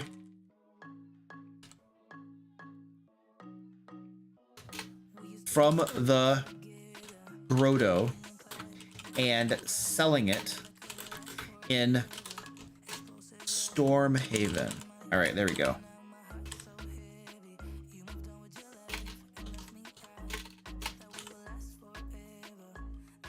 All right, cool. There we go. That works. Thus the egg which the townspeople have announced the find of an enormous pearl. Ooh, they think it's, oh, it looks like an enormous pearl. Ooh. The party ended up taking finding an enormous pearl, actually a kraken egg, from the grotto and selling in Stormhaven. There we go. They think it's a pearl. It looks like a pearl. Excellent.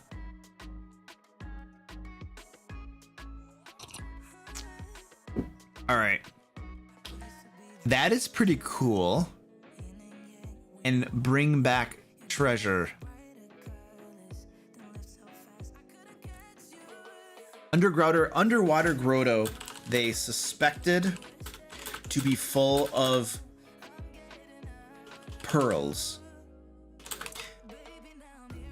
Upon further investigation, they found we're in an adventuring.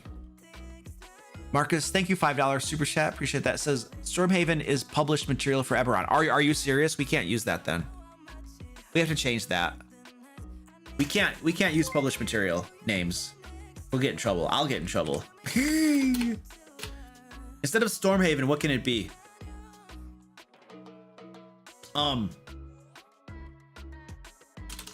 Storm Cove. We could just call it Storm Cove or something. I don't know. Storms Cove, Pearl Harbor. Nope. I'll get sued by the U.S. then. Let's just call it Storms Cove. Storm Cove. Storm Cove. There we go. Let's just do Storm Cove. Call it a day.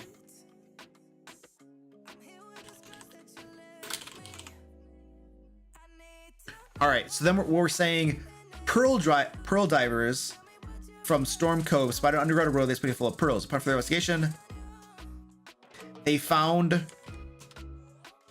an enormous pearl, actually a kraken egg,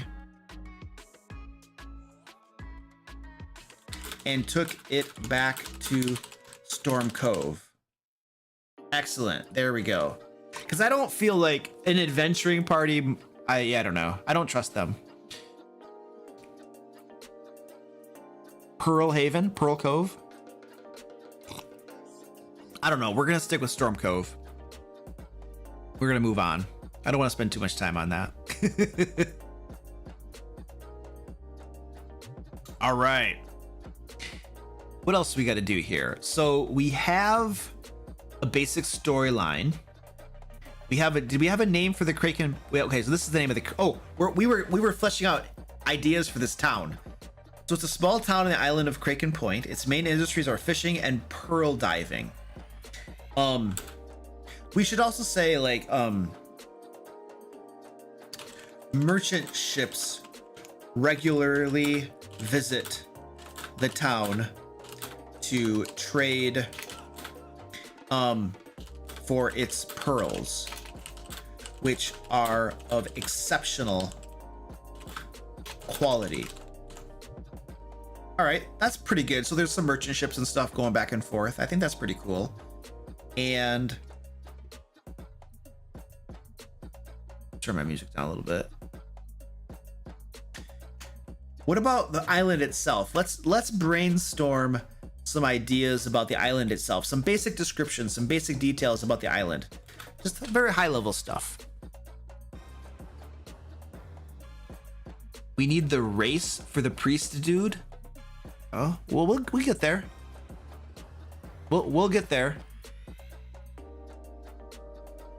When we get to that, we'll brainstorm the race. Let's do this one. Let's do this part first. Trees and sand. Okay. Yeah, we're not gonna spend too much time. I want some high level details. We're not creating an entire town or something. Coconuts, and there is sand.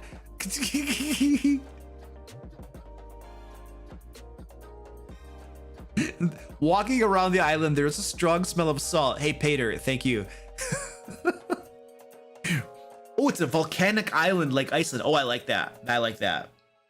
A small volcanic island that smells strongly of salt. Wild goats. Ooh, yeah. It has a large wild goat population. Large wild goat population. Cool. I like that. Danny says I see Luke works. I sometimes work.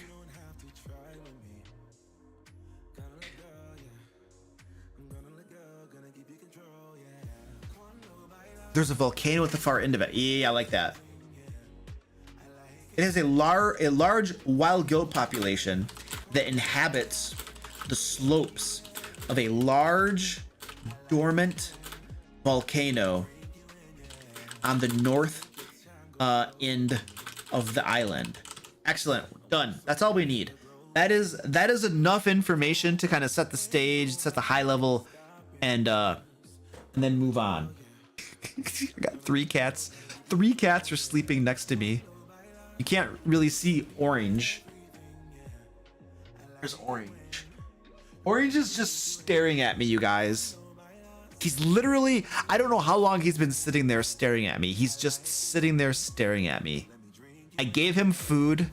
I don't get it. The other cats are at least lying down. Orange is just sitting there staring at me. What's up, Orange? He's just looking at me. I don't know what he's doing.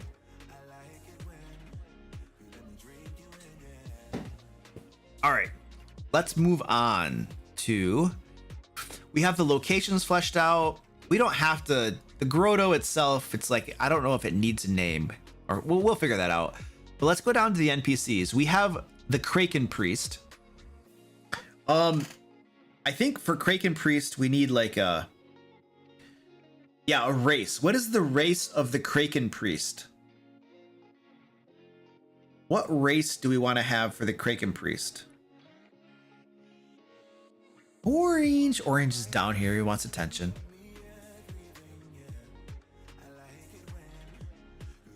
Oh, Thien, what up, dude? Oh, you're waiting on your check? Oh. Sea elf. Ooh, a sea elf. I like that. Because you guys are naming off monsters. We're not making it a monster. It's going to be like a race. I kind of like the idea of a sea elf. He's not a goat. Hey, there's a goat. That's a goat Kraken Priest, everybody. Yeah, it's No.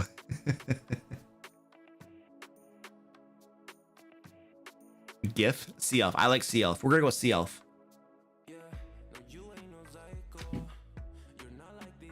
All right. So, a sea elf Kraken Priest. Orange. What are you doing? He wants attention. He's like, I need attention. Pet me, human. You have to pet me.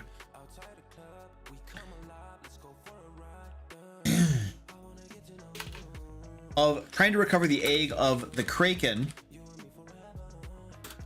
Kawa Kakimo that she worships. Excellent. I like it. Let's do a little bit of a brief description of her. What is she? Is it a she? Let's make it a female. Let's make it a female. A female sea elf kraken priest. Well, we'll say kraken priest. That makes it, people will find it better, because that's the actual name of the monster, who is trying to recover the egg of a kraken that she worships.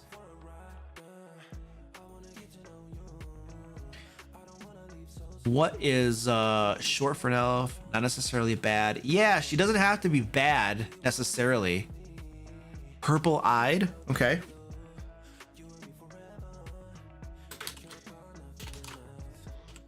Krequeen. I don't even know how to say her name. Krequeen.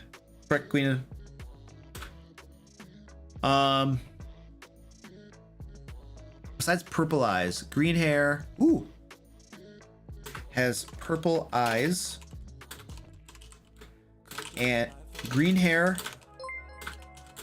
tied in a bun. What else? Ooh. And barnacles. How do you spell barnacles?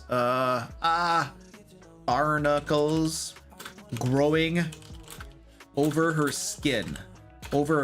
Growing in patches across her skin. Okay, that's enough. We just need a few description points. We don't need too many. You do not want to, like, when you're describing an NPC or something to your players, you do not want to have a 20 paragraph description. Your players will not care that much. Their eyes are going to glaze over and they're going to start building dice towers. They won't listen and they won't remember. So just a few high level points, I think are good. And the barnacles growing in patches across her skin is a nice little flavor bit.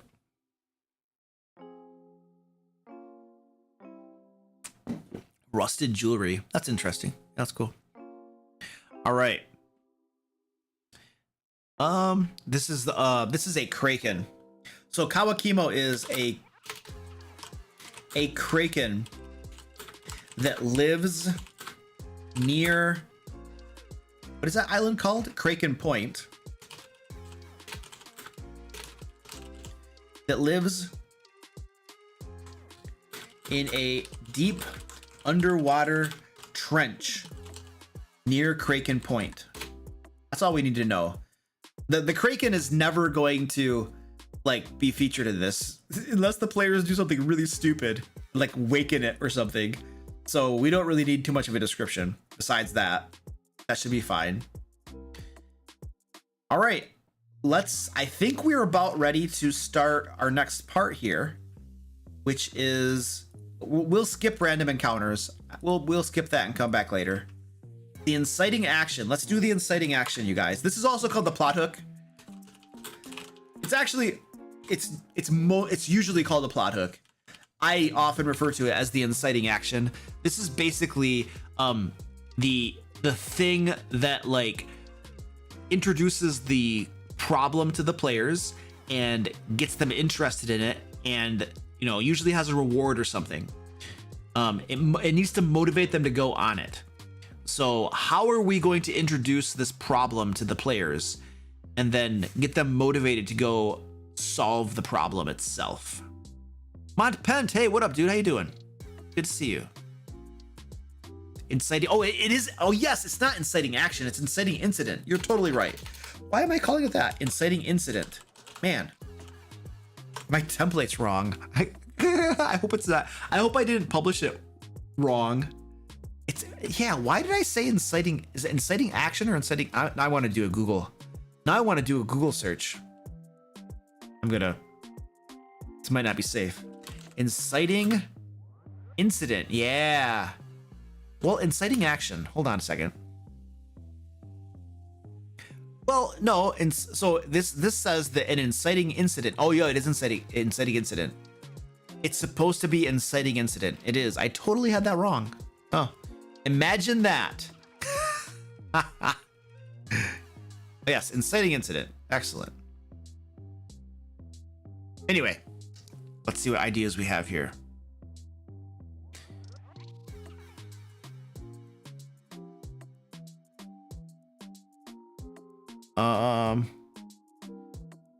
Nolan says Game Raider had the perfect plot hook. I didn't see it though. I don't know. I don't know where it is.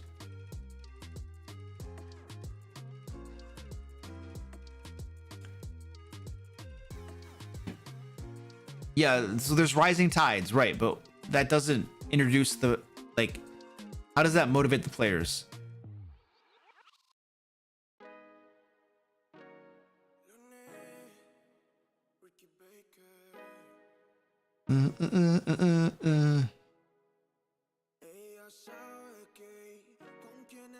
Dun, dun, dun. The island used to be a point, but the land bridge was washed away by a storm years ago. Now the island can only be accessed by land at low tide or by ship. The town will be offering a bag of pearls for information on the rising tides. Do we want to make it?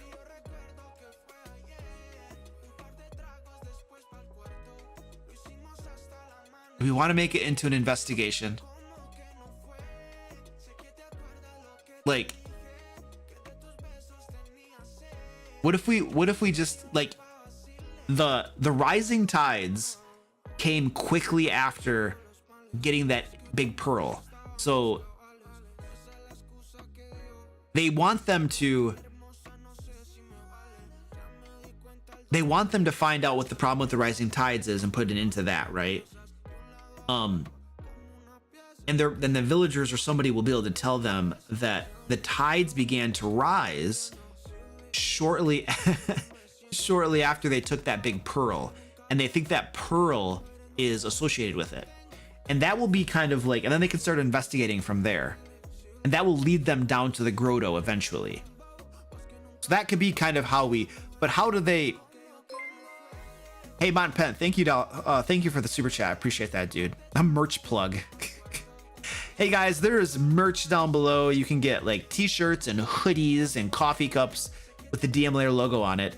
There's a link down below. There should be like pictures right across the bottom of the chat or the bottom of the stream with merch and stuff if you want to hook yourselves up.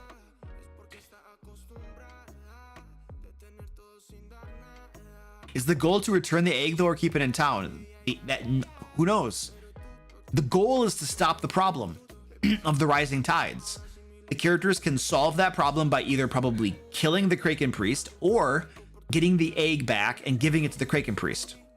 There are probably two possible resolutions.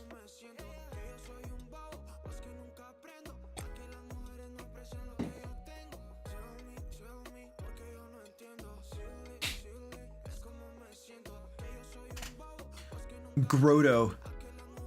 I have no idea how to pronounce that. For some reason, I'm just gonna write this. Plot hook. The party finds themselves. We'll say the party is on the island for reasons. Or, what's the name of this town again? Or Storm Cove is sending out a call for aid to towns and to cities along the mainland, which the party hears about and subsequently travels to Storm Cove. Basically, we're just creating a reason for the party to even be on the island. We got to have them actually get there. Munchgum is the grotto. Okay, dude. Thanks for the $2 super chat, man. Appreciate that.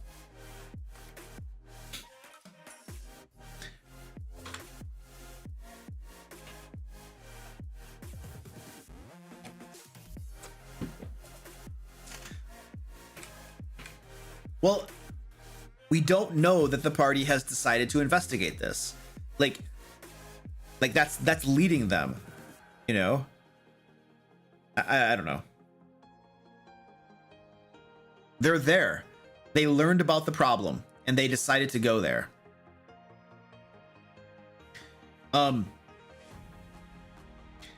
Storm Cove. Who is it? The mayor of Storm Cove? Yeah. Or the city council. Yeah, or yeah.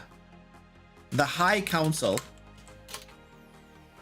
of Storm Cove is offering a reward of a bag of pearls to anyone who can discover the cause of the rising tides and put an end to them.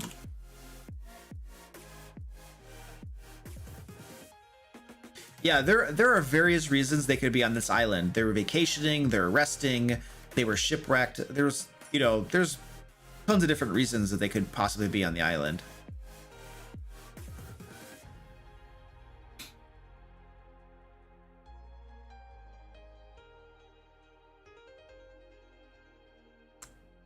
What would you do with the bag of pearls? I don't know. The players, sure, why not? It's the reward. It's their reward, so they can do whatever they want with them.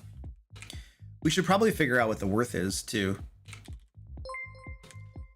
Hey, Brian Kipe, thank you, sir, for becoming a member. I appreciate that, dude.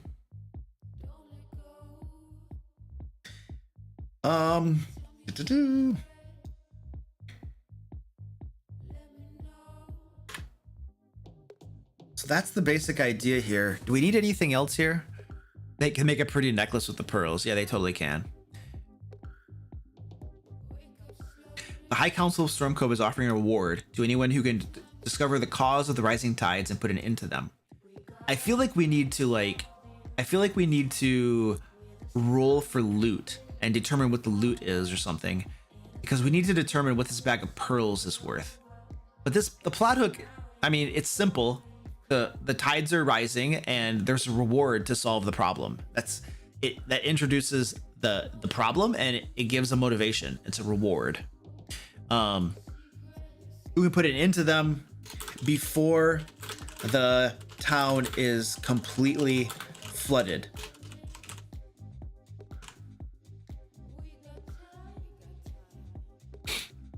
$10,000 gold pieces, no DM inventories. That is way too much, man.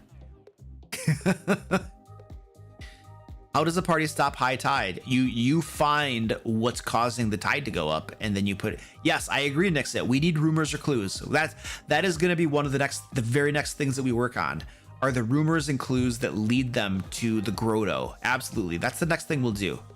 I feel like I want to roll on a loot table so that we can start placing loot along the way and also determine how much this bag of pearls is worth. So let's go roll on a loot table. So let's go to the source. Dungeon Master Guide. Where is the Dungeon Master Guide?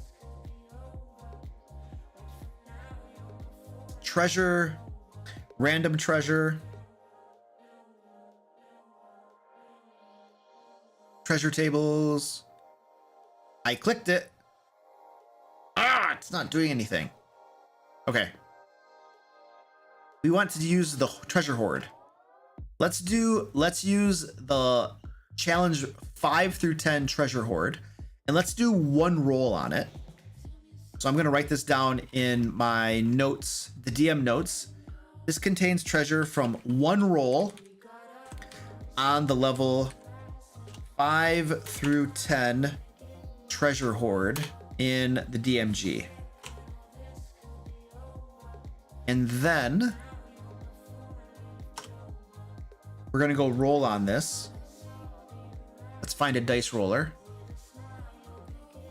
Here is my dice roller that I use. And the first thing that we're going to roll here is a D100. Oh, actually, it's copper pieces. Oh, right. Great. Copper pieces. 2d6 times 100. So 200 copper pieces. And what I normally do is I put at the very end here, loot to distribute. And as we're designing this adventure, we're going to place this loot throughout the entire adventure. Because you don't want to put it all in one place. You want to have it spread out throughout the course of the adventure. And then we have 2d6 times 1,000 silver pieces. So 9,000 silver pieces. Is that right? That table, that seems wrong. It's just, that seems like not enough copper pieces. Like we should give them more copper pieces or something. Huh. Is this wrong? Is this wrong in D&D Beyond? I'm gonna get my Dungeon Master guide. Something tells me that that's wrong. I mean, I might be wrong myself, but I'm gonna double check this in the Dungeon Master guide. I think that's wrong.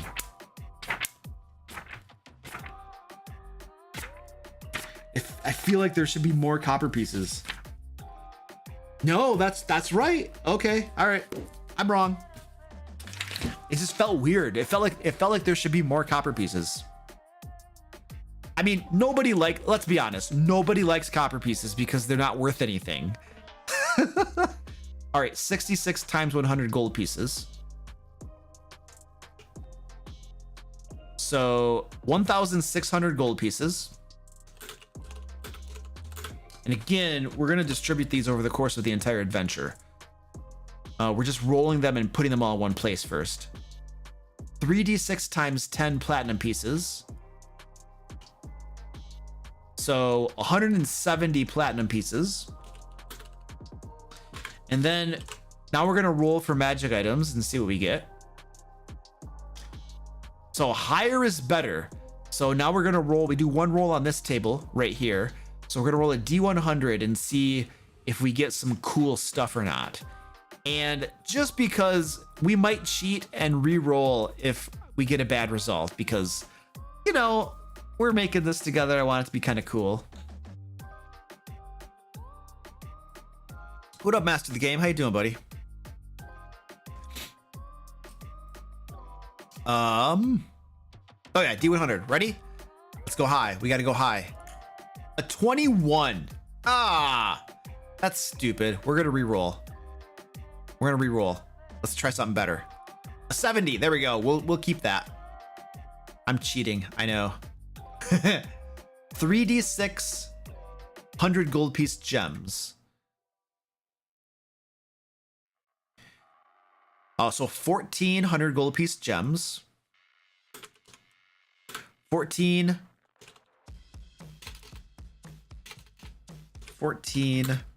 gems, 100 gold pieces each.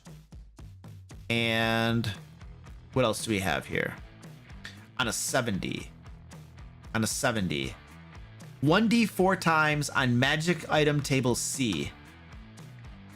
So we're gonna get 1d4 times. Let's see how many times we're gonna roll on this. Hey Brian, thank you sir for the $20. I appreciate that, dude. Thanks for supporting the channel and the content we create. Oh, did I mention you guys that this adventure that we're creating right now is going to be available for everybody to use, download and use at your own games for free and crap. Like what we create on my live streams is made available to the entire community to use over on my website, thedmlair.com. So I don't know if I mentioned that, but now you know. So when we're done with this, you can all use this. What was I doing? I got distracted. Oh, 1d4 times. Are you ready? You'll give it to your DM? That's cool, Amy.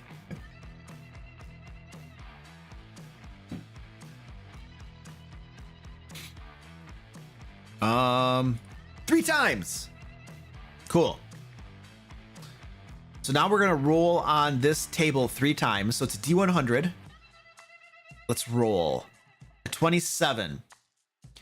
Ammunition +2. Awesome. What should that be? Let's make it bolts. Should it be arrows or bolts? What do you guys think? Everybody, arrows or bolts? Let's see what you guys want it to be. We're doing ammunition +2. Should it be arrows or bolts? Arrows or bolts? Throw in the chat what you think it should be. Arrows or bolts? Arrows or bolts? Let's rock and roll. Okay, I'm gonna see what seems to. Ooh, lots of people saying. Ooh, bullets. Lots of people saying bolts. Lots of bolts. Yeah, it looks like, hey Finn, what's going on, dude? How you doing? It sounds, I hear lots of people saying bolts. Okay, so bolts plus 2. 20 bolts, 20 plus 2 bolts. We'll just specify and say crossbow bolts. There we go. All right, cool. Let's roll again. All right, we got 2 more rolls. Roll an 81. Oh, you guys, higher is really good on these tables. Let's see. We're gonna get something cool here. A potion of fire giant strength. I guess that's okay. Potion of fire giant strength. I'm kind of disappointed in that. I mean, it's cool and all, but all right. Plus 2 bolts though are really good. Plus 2 bolts are pretty good though. So they already got a really good one. This is really good, you guys. So let's roll again and see what we get. All right, here we go. This is our last roll. Ooh, an 86. Ooh, let's see what we got. Let's see what we got. 86 is Scroll of Protection. Ooh, but wait a second. Wait a second. Yeah, you guys, this is actually, it could be a Scroll of Protection against undead, because there are going to be undead in this adventure. And so if they find this, it's going to help them. I kind of like that. Yeah. Potions of underwater breathing should be readily available on an island or nearby. That's, yeah.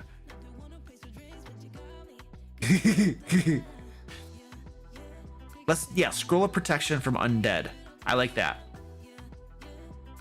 Okay. Scroll of Protection, undead. And we need to make sure we put that at the proper place in this adventure too. Finn, the adventure is going to be as long, you know, we have about 2 more hours to finish it. And so that's how long it's going to be. This is probably going to be an adventure that you can run in 1 or 2 game sessions, just because we're limited with the amount of time that we have. It might span two game sessions. We'll see what we get done. All right, we have rolled on the loot.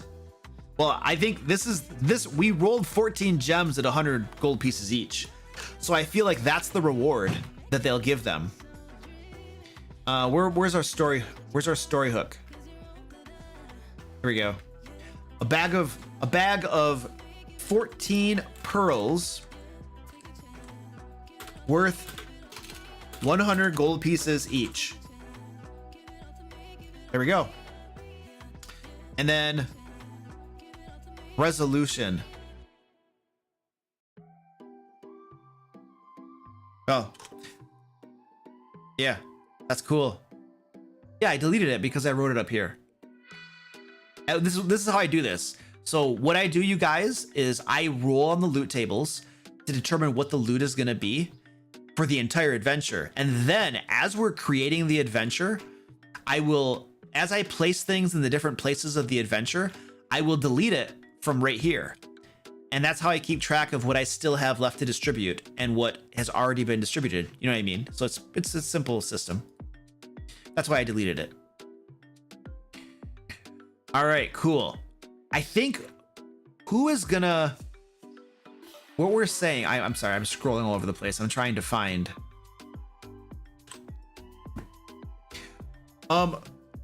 We say the High Council of Storm Cove is offering a reward. But who is on the High Council? Like, what's the member? What's the name of like the High Council member or something, or one of the council members? Because I feel like the players are probably gonna hear about this reward and they're gonna want to go talk to the council or one of the council members, and that council member is going to like tell them that if you figure this out, we'll give you a reward. And so I think we need to brainstorm his name. Melchior says, Luke, are you well? You're making sense. Hey, thanks, dude. I appreciate that. I'm feeling pretty good right now. I have to go to the bathroom though. You know what? Let's do this. You guys brainstorm the name of the council member, and I'm gonna go take a bio real quick while you guys are brainstorming, and then I'll be back in a hot second. Sorry. Drink a lot of coffee. Enjoy Larry while I'm gone. Oranges in the box.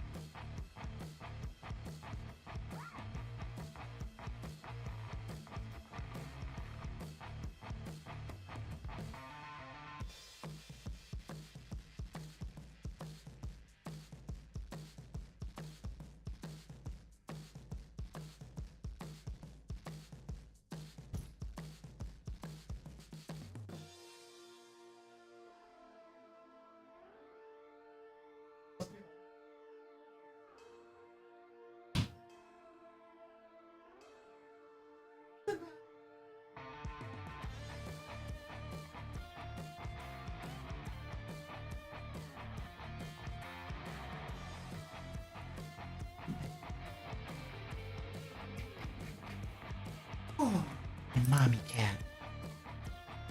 This is my mommy cat right here. This is Noki, is her name. She's so adorable.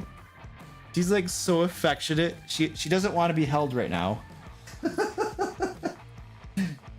She's so cute and adorable.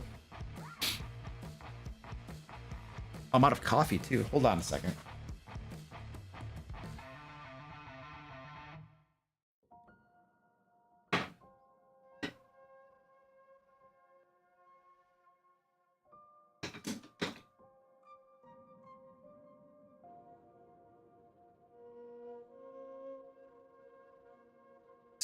Squeaky is like literally at my feet right there, passed out, sleeping.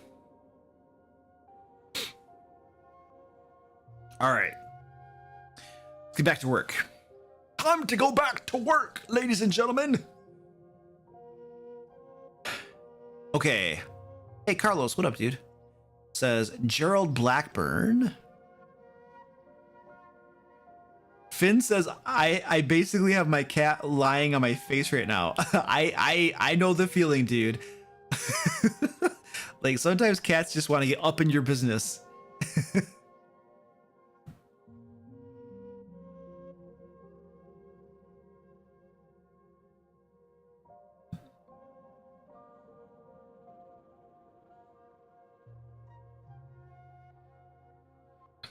Ooh, I kind of like that. We're going to go with this guy.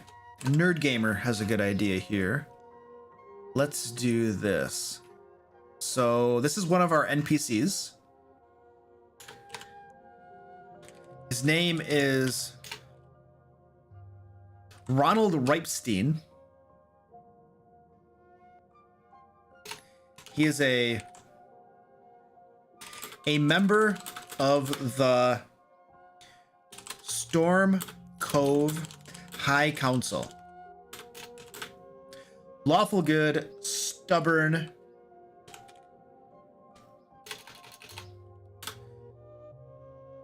noble. We'll say a noble or something. Or high class. Yeah. Lawful good, stubborn, high class. He really doesn't like the fact he's asking for help by outsiders, but has no choice. He's a member of the Storm Code. All right, cool. Got it. So the plot hook.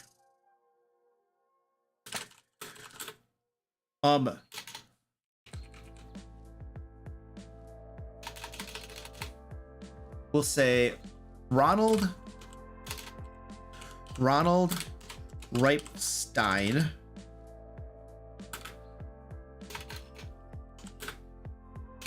E before I before E? I don't know. Ronald Ripestein is the High Council contact that the characters are referred to talk to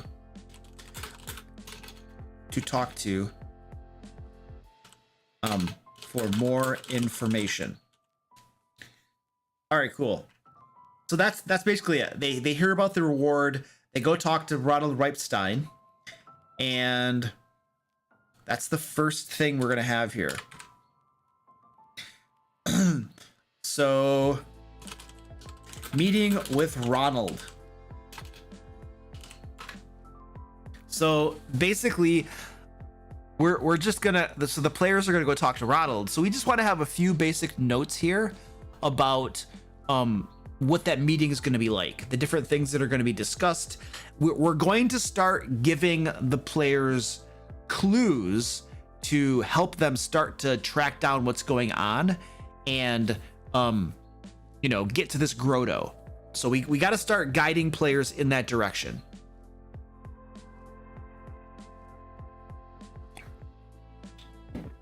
Oh, that it should be E before I for Stein then. Let's change that. Ripestein. When the characters meet with Ronald, he can tell them the following. We're gonna fly. We have to start flying through this. We have to start picking up the pace and getting really into this and cracking out details. We have an hour and a half left, and so it's gonna be go to get this built out. So we're gonna have to switch the gears or something, or push the gas pedal or whatever. When the characters meet with Ronald, he can tell them the following. What was it, like 2 weeks ago or something? We'll say about 2 weeks ago, the tides began to rise.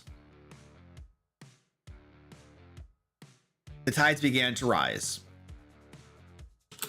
If it continues at the current rate, the town will be flooded in another 2 weeks or so.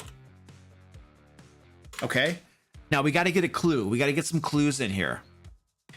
Yes, I agree. Nixit, the Pearl Divers have an idea where the party found the Pearl. I agree. So we need to get Ronald to point them to the Pearl Divers somehow. So they go ask the Pearl Divers. We'll just say this, so Ronald can tell them this all started happening a few days after some Pearl Divers returned with a massive pearl from the sea. Ronald believes that the Pearl Divers woke something up, did something on their dive to cause this, but he doesn't know for sure, but he doesn't know exactly what. He can tell them where to find the pearl divers to if the party wants to speak with them. Okay. Very simple. Very, very simple.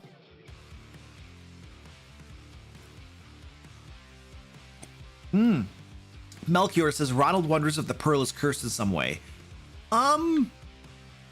Maybe. Yeah.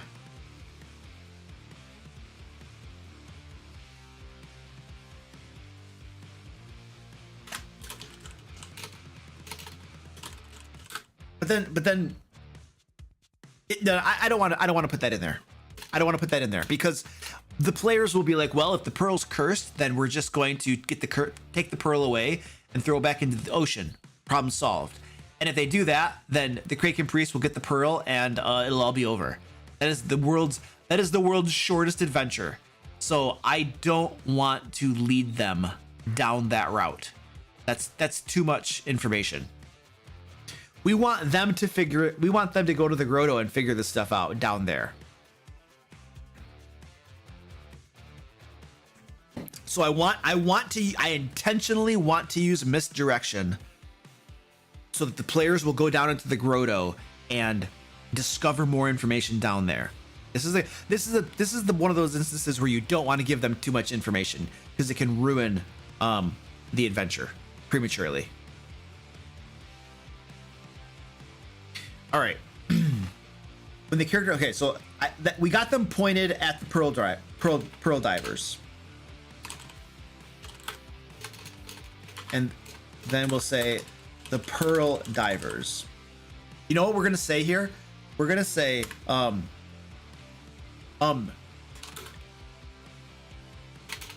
most of the town blames the 4 pearl divers. What are their names? Give me 4 names.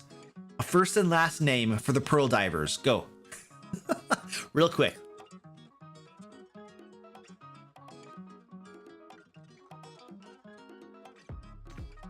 I need 4 names for pearl divers. I'm just gonna take the first 4 I find in chat.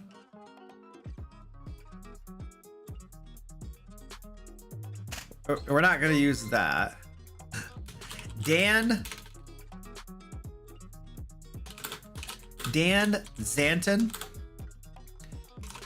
John Paul, Gerald Blackburn, and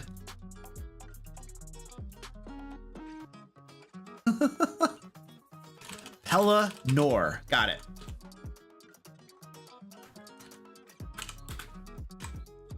Most of the town blames the 4 pearl divers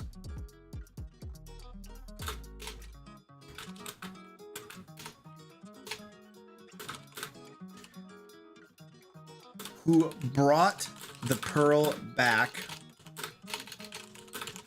for the problem with the rising tides. Therefore, and then we're going to say all of the pearl divers, all of those pearl divers, all of them, except for Pella Nor, have left. What's the name of the town? Storm Cove.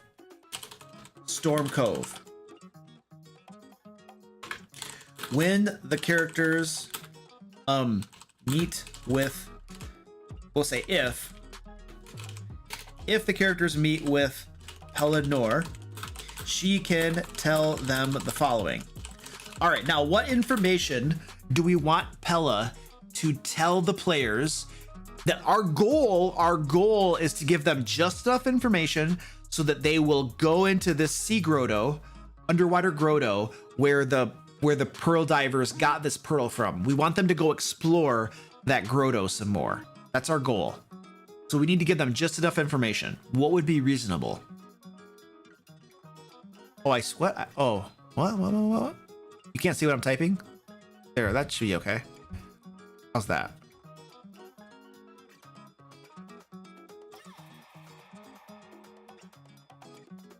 Okay, Dito, see you later, buddy. Thanks for hanging with us, man.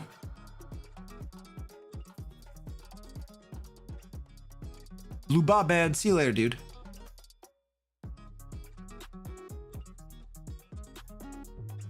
The divers hid the pearl and nobody else knows about it. Ooh, that's interesting.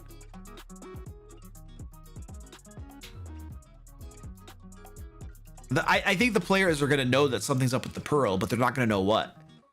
They're going to know that something's up with the pearl, but they don't know what. So they're going to have to figure it out.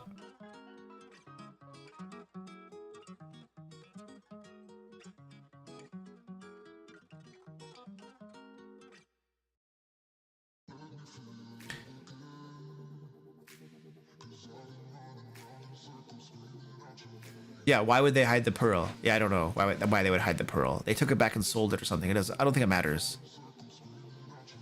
Okay, so I'm not seeing any ideas here in chat, so I'm just gonna. Pellinor can tell them the following. The players are basically gonna come and say, "Hey, what's up with this pearl?" They got a large pearl from an underwater grotto.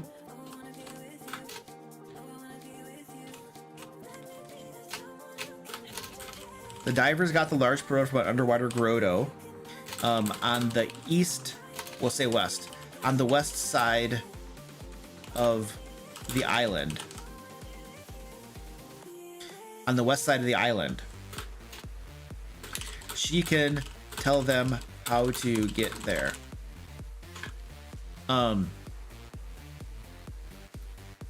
What else? What else can she tell them? Have the last pearl diver reveal the location of the grotto before he boards a ship to leave Storm Cove. Oh yeah. Oh yeah. Yeah. She's planning on leaving Storm Cove on the morrow due to the persecution. Due to persecution from the other townfolk. Okay, cool. What else? This playlist of music is, I got a bug in front of me, is all from Epidemic Sound. A solution is to return the pearl. Yes, the pearl is still in town, but the players have to figure it out first, that what's going on. Ooh, can sell them potions of water breathing or a skull of water walk. Ooh, okay. Yes, this everything we're doing here is going to be available tomorrow morning on my website, thedmlair.com, for you guys to use.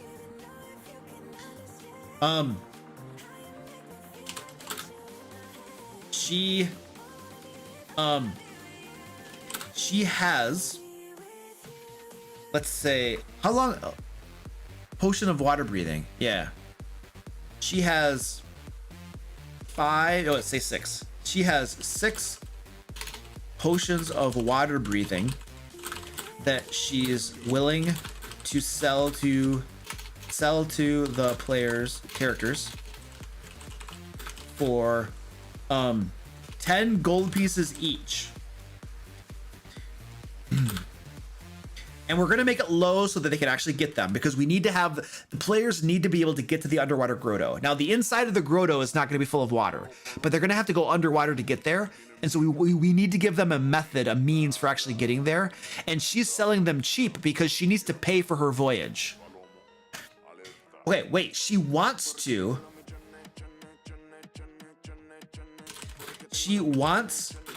leave Storm Cove on the morrow due to persecution of the townsfolk, but she doesn't have the funds to do so. Thus, she's willing to sell the characters 6 potions of water breathing for 50 gold pieces. There we go.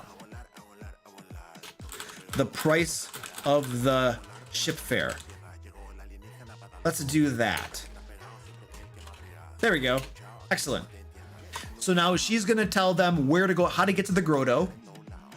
And she's going to sell them some water breathing potions so that the players can actually get under the water and get there. All right. Anything else? At night, there is a path of glowing algae which leads the divers to the cove. I like that idea, Ender Warlock. Thank you.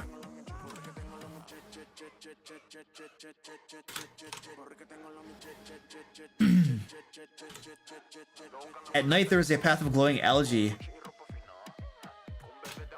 which can lead the characters to the cove.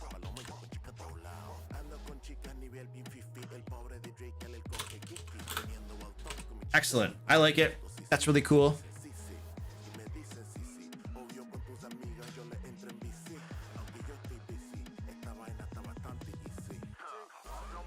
Without the ended? Huh?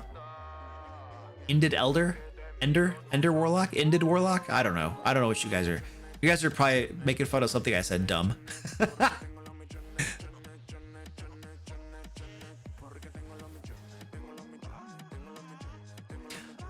Do we want to do an underwater exploration scene? The Dungeon Master could at their option. They could tweak this if they want to. I want to get the players to the dungeon.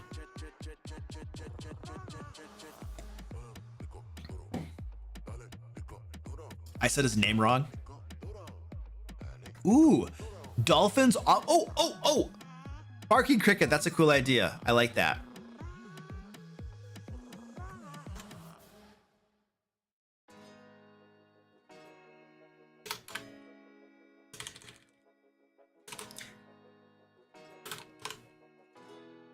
Dolphins often follow the path of the glowing algae, and the characters and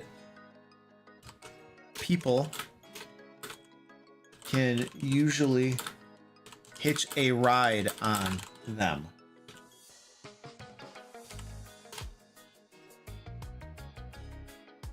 All right, cool. That's enough information. Let's move on. We need to go to our next scene. Otherwise, we're never going to get this done. All right. I think at this point, they're going to be... Let's have there be some sort of encounter. We need to get like a fight in this adventure. Because so far, we've been having lots of interactions with NPCs, lots of talky bits. And some of our players are going to be getting a little antsy, and they're going to want to fight something. And so once the players start going toward this grotto in the water, we need to have there be an encounter so that the players who enjoy combat can get some combat in. So, what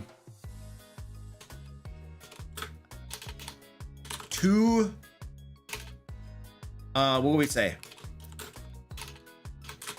To the grotto. What can they be ambushed by? Some sort of underwater creature. So the players, let's imagine this. They're starting to head out to the grotto. They drink the water breathing potions, and they start swimming down to the grotto. What could ambush them? Some underwater creature. Now, we already have determined that we're going to use a giant octopus. But maybe something else ambushes them. Is it a giant octopus? Is it a couple giant octopuses? What could it be? Zombie hordes. It could be our giant... Oh, sharks. Ooh. Yes. I like that idea. I like the idea of sharks. Let's use the octopus in the grotto itself. Sea goats. Let's use sharks. Let's find some sharks.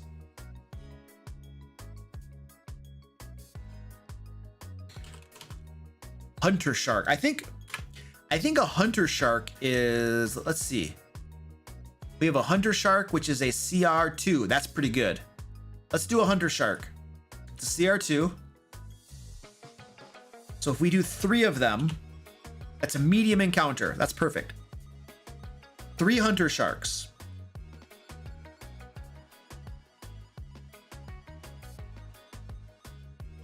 After the characters drink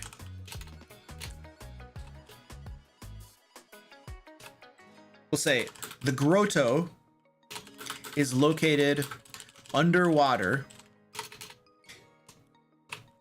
In order to reach the grotto, characters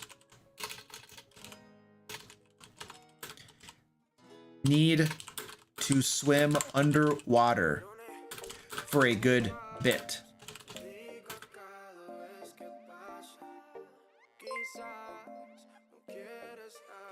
Hey, Kelf, thank you, sir, for the $5 super chat. I appreciate that. Hey, Luke, how have things been? I'm currently making a map with Dungeon Draft for my next session. A clear wall maze created by powerful illusion magic. Oh, that sounds cool. I've never heard of Dungeon Draft before. That's really cool, dude. Is that like online or something? Or is that like a program that you download? Or is it free? In order to reach the grotto, the characters need to swim underwater for a good bit. While they are diving down to the grotto's entrance, a group of 3 hunter sharks attack them. There we go. Just a group of 3 hunter sharks approach them and begin circling menacingly. There we go. If the characters don't do what we're gonna say the sharks are hungry, and if they are not given a substantial amount of food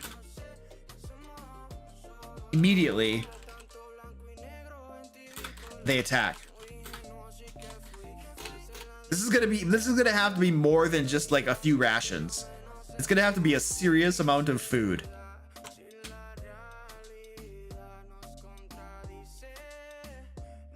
They're just circling there menacingly. Yeah. They approach them and begin circling circling the characters. Obviously, they're circling the characters menacingly, you know?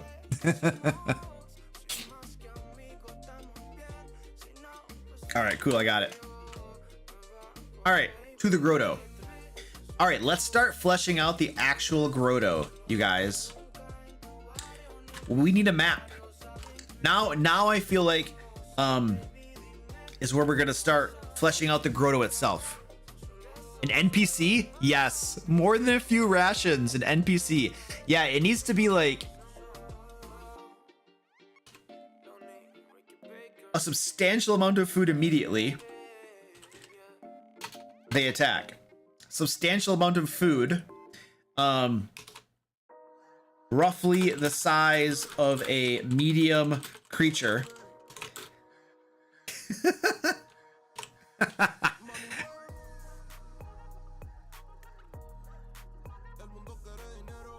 All right. Yeah, I fixed it eventually. Hall of Thanes, what up? Welcome back, dude. Eventually I fixed it.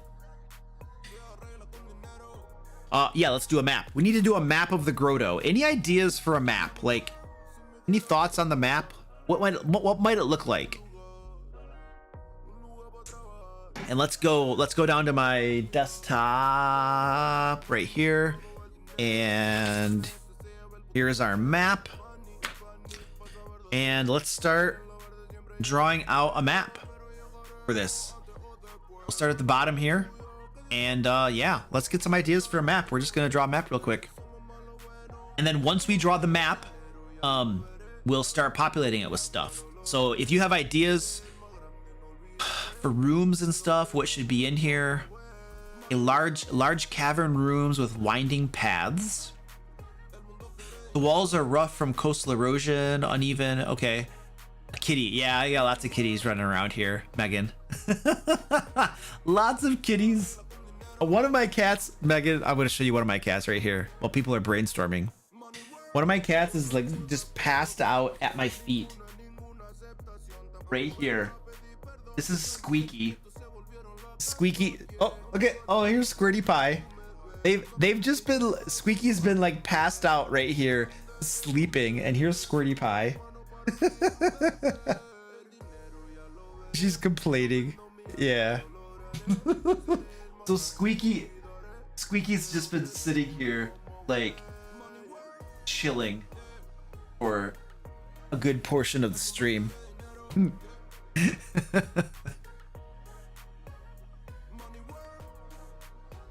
Ooh, a few water streams that flow in different areas. Hey, Penguin Butt, you're back. Welcome back. Megan says any man who loves kitties is a good man. Well, thank you. I have 8 cat. 8? Do I have 8 cats? Yes, we have 8 cats, you guys. We're crazy. We take in strays. We have soft hearts for stray cats. And we take in a cat, and then she ends up being pregnant, and then she has kittens. It's like we have crazy luck.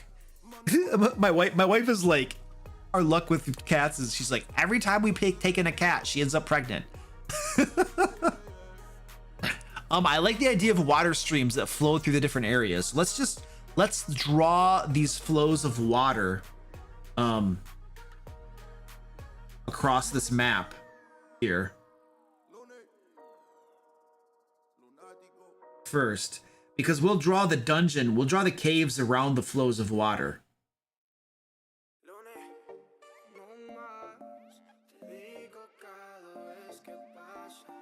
All right, there we go. Cool. My cat Squirty Pie wants to jump up here and bother me. A large cave with ancient buildings dropping down from the ceiling. Maybe. Let's just start drawing some caves. We need to get cracking. We don't have a lot of time left. If we don't, you guys, if we don't finish this tonight, then what we're gonna probably have to do is finish it on Monday. On Monday's Twitch stream. But we're gonna see what we can do tonight. But our time is ticking away, so I'm just gonna have to start rushing this along a little bit. So this is going to be the exterior right here, and this will be the entrance, and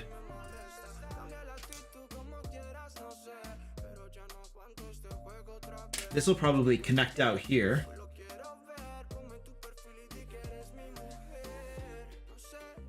Squirty, I got a cat trying to bug me here. We're just gonna make there be like an entrance chamber right here. All right, my cat is like right up in my business. Jeez, Squirty, get down. We have a chamber here. We're gonna have, this will go up here, and then we'll have another chamber there.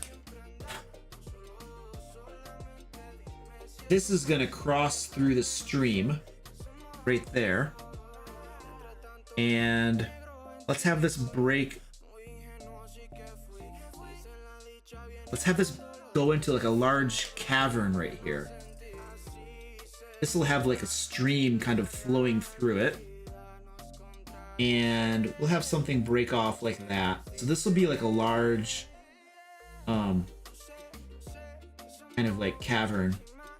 We'll have this kind of go across here into like an area there.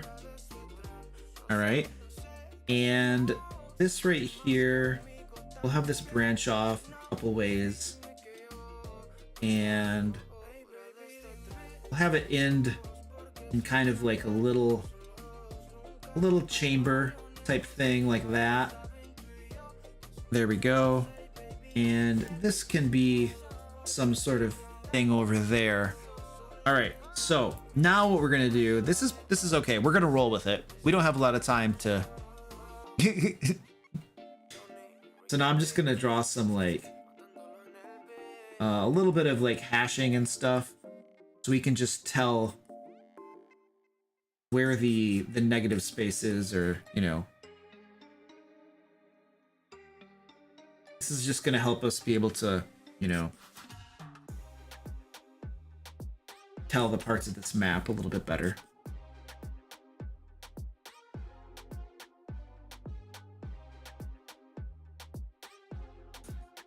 Throw this stuff on there.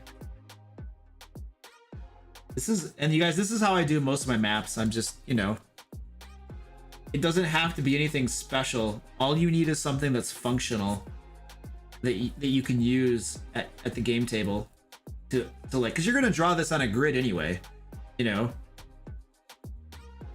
You're gonna draw this on, if you use grid and minis, you're gonna draw it out, or you're gonna draw it, you know, or something. So it doesn't have to be like crazy artistically well drawn and stuff, you know. It just needs to be functional.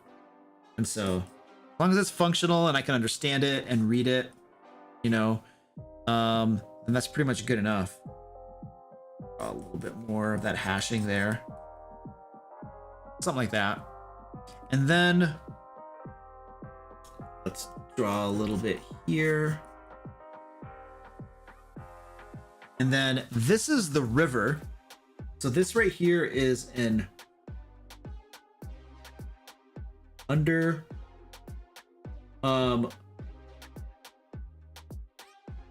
underground river.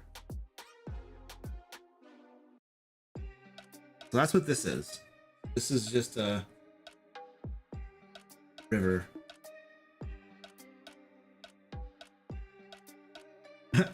Yeah, I don't know.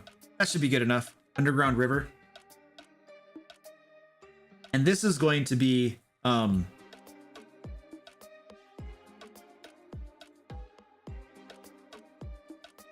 this is going to slope up here. And we're gonna say right about here.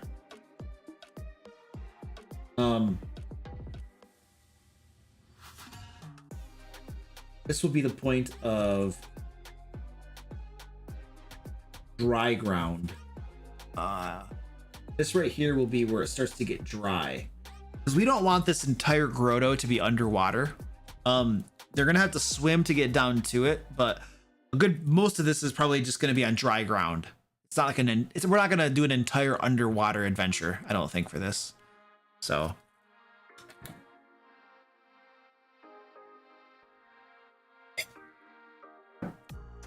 the cross hatching looks like a spider web. Sorry. All right. Let's put some labels here.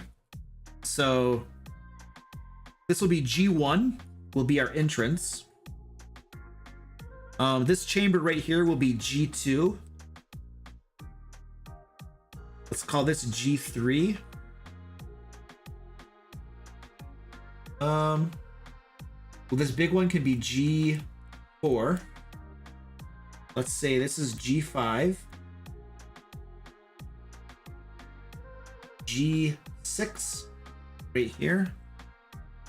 G7. G8.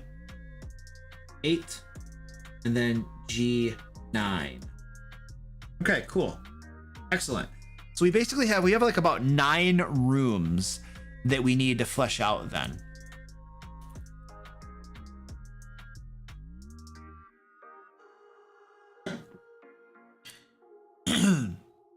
And is there anything else to, oh yeah, the map. This is going to be what, let's brainstorm a name for the grotto, guys. Have the left one be where the prisoner is kept. Oh, this one right here? Yeah. G5? Sure, we could do that.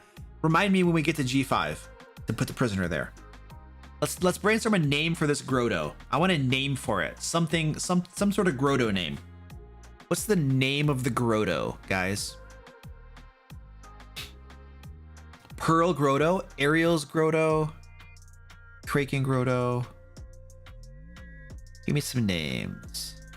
Brittany, the Sunken Palace. Dito is back. He can't sleep. I'm sorry, buddy. Hang out with us we got 1 more hour, and then you can hopefully this puts you to sleep. Deep Delve Grotto. Grotto of Graves. Ooh.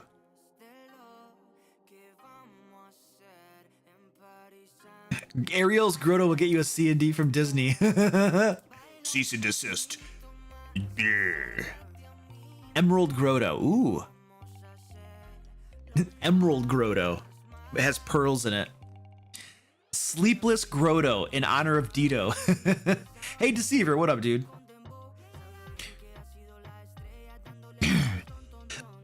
Diver's Folly. Ooh, Diver's Folly. I like that. Let's do Diver's Folly. So we'll call it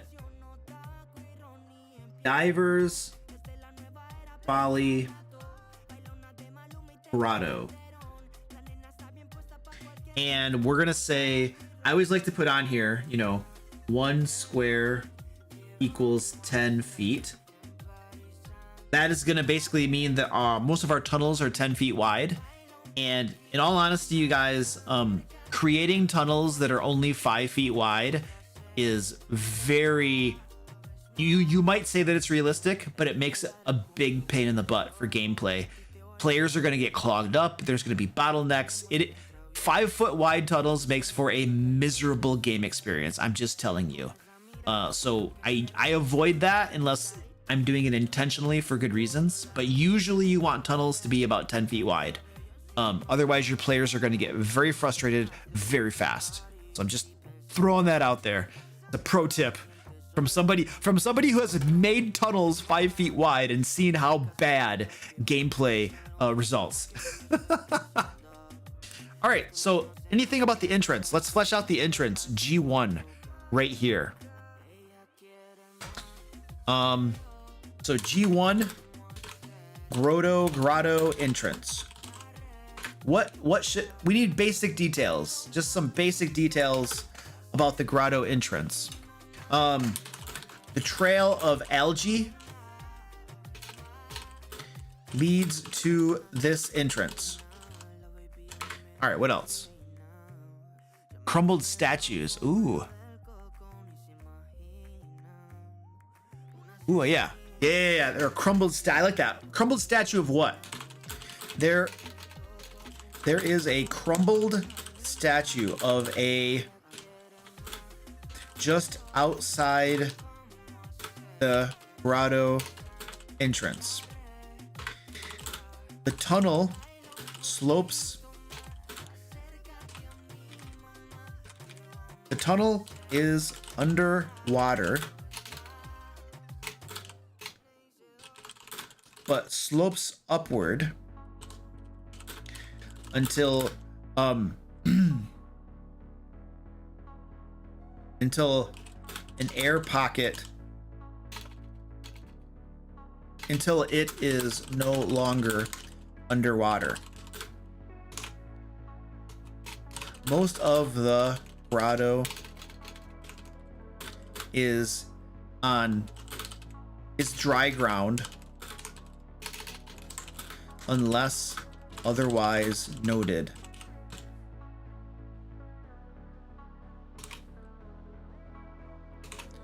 All right. Crumbled statue of a what? What did we get here? A mergoat? Ooh. I'd like it. A mergoat. Of a of a mergoat. A cross between a mermaid and a goat. Merman. Let's make it a merman. A merman and a goat.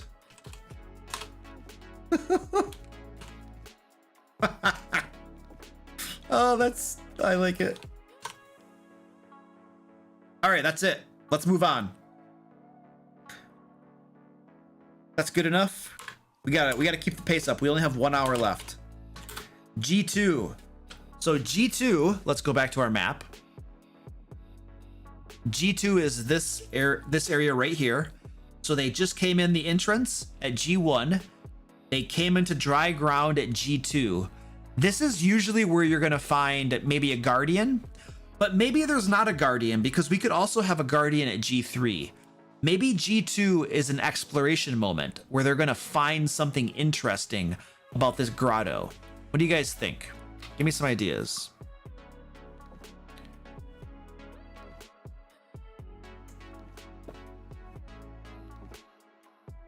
Yes, mergoats are now a thing. A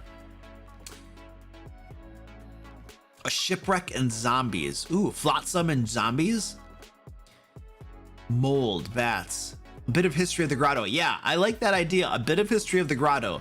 An exploration opportunity, but what is it? We need details. Hey, Matthew Maple, welcome back, dude.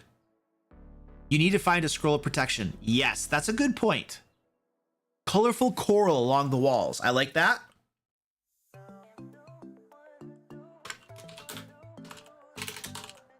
There is colorful coral along the walls. What else? It's dry ground. There's no sharks in here. I want an exploration opportunity. We need history of the grotto. Ooh, thieves' cant on the walls. Coral needs an influx of water regularly. That's fine. Sometimes it floods. It just happens to not be flooded right now.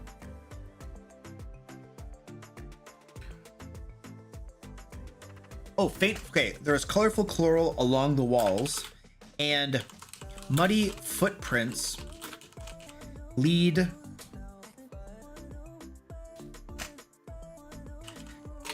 deeper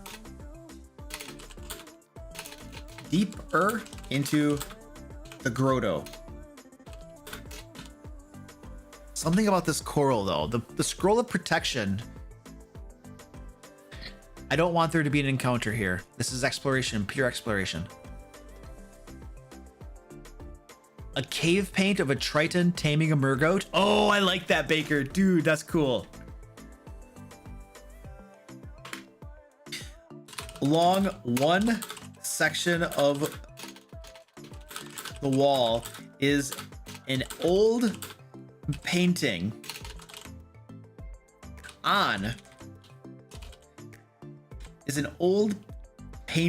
of a Triton taming a massive sea goat.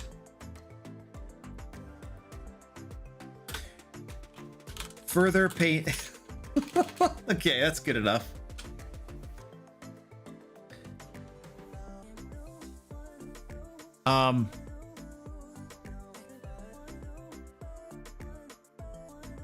I don't want to write the whole history of the grotto. More paintings on the wall tell a basic history of the grotto.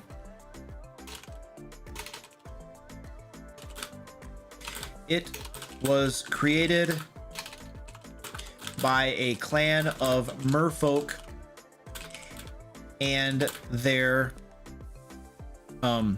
Triton leader. They raised sea goats there and lived in peace. Okay, that's good enough. And then we're gonna say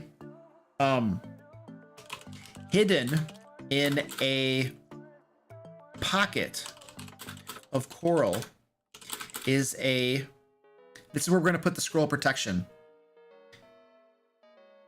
is a scroll of protection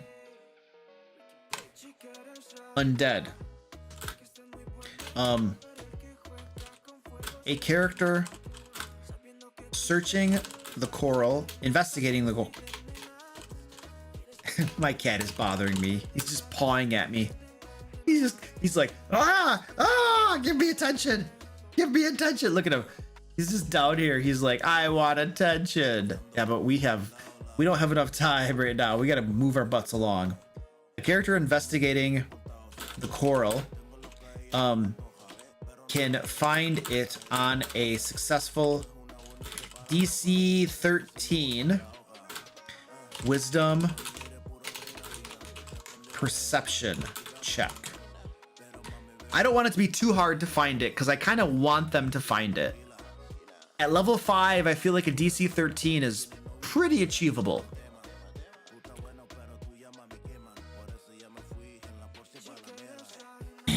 Ooh, a character investigating the coral.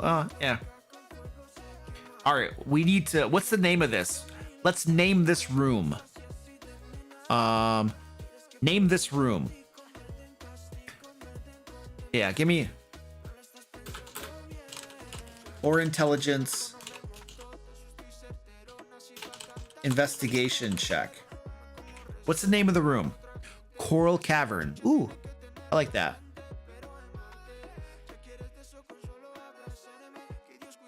History area. I like Coral Cavern. That's good. Coral Cavern.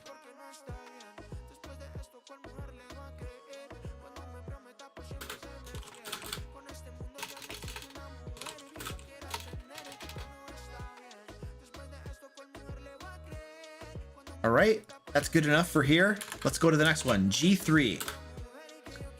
Let's go back to our map. What is G3? So G3 is just a room basically, but I feel like this is where you should encounter the first guardians of this cave complex, of this grotto. So what should we have be guardians? Let's go back to here, and we have brainstormed our creatures up above. Is this time for us to use like the Lacedon, the ghouls, and the zombies? What about that? What if we have some of these guys? Does that make sense? The sea spawn. Where would this? I feel like the sea spawn we could put the sea spawn at a different place inside the adventure. The outer guardians could just be these undead who are like, they don't sleep or anything. They just wait there. Oh my gosh, what is my cat doing? Squeaky. Yeah, you know I'm talking to you. What are you doing down there? That is inappropriate. Please cease and desist. Put the leg down. Yes, that's right. You just lie down. Good kitty. All right, see, we just had to talk to him. Had to give him a good talking to. I think we're going to put the zombies and the Lacedon, which is a CR1 and a CR1 half. Or 1/4. What is it? What did I say? CR1 and 1/4. That's trivial. Yeah, 3 zombies. 3 of those guys. That's easy. What about 4 of those? The zombies really don't help a whole lot because... Yeah. Let's just do that. Let's have there be 3 zombies and 4 Lacedons. And that's an easy encounter, but that's okay. That's okay. Oh, yeah. I like that. Somebody said they should be disguised. I think what we're going to do over here is we're going to say G3. We'll have to give this a name. We're going to have to give this a name, but we'll say this chamber is covered with what would grow in a wet environment? What kind of like underwater fauna or plants and stuff? Because what I want to do is I want to have the zombies and the ghouls are like covered with this stuff, and so it's difficult to spot them, and they just kind of rise up out of that stuff. Kelp, mold, seaweed. Ooh. Yeah, let's say the floor of this chamber is covered with algae and kelp. Algae and kelp. And we're gonna say 3 sea zombies and 4 Lacedons, underwater ghouls,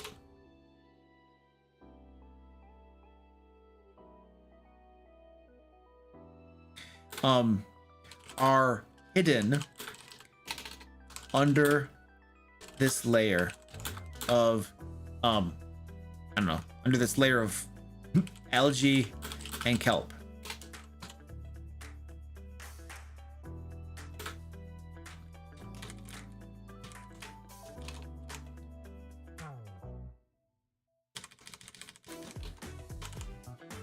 They guard this chamber and rise up to attack any intruders.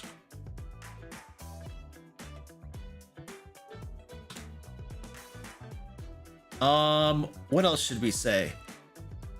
What else should we say about this? Look at the Kraken priest description. It can be used for descriptions of the undead.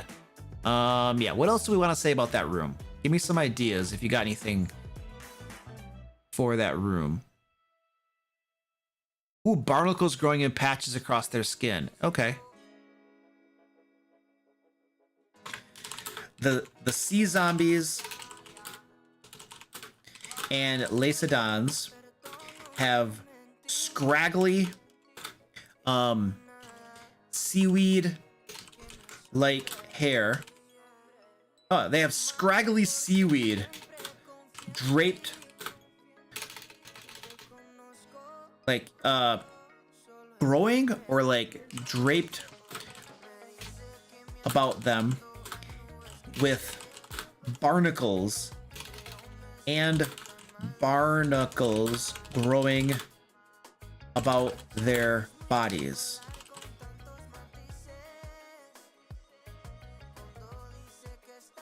All right, what else do we want to say about this room? It could give them an armor class bonus. It could. Ooh. The sea zombies have small crabs on them that pinch you when they make unarmed attack. Yes. Melchior. So yeah, I think this is fine. There are lots of we could always flesh this out and make it far more complicated and interesting. But we are in a very strict time limit. So I think we need to move along. Let's give this a name. What's the name of this? What's the name of this room? If we don't move along, if we spend too much time fleshing out one room, we're not gonna get done. What's the name of this room? The wet graveyard? Ooh. The kelp graveyard.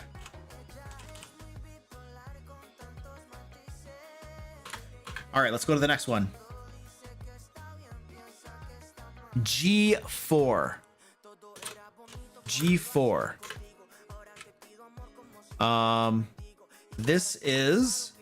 This large chamber right here has a river going through it. What would the purpose of this chamber be? So we have a guardian chamber. What's the purpose of this chamber?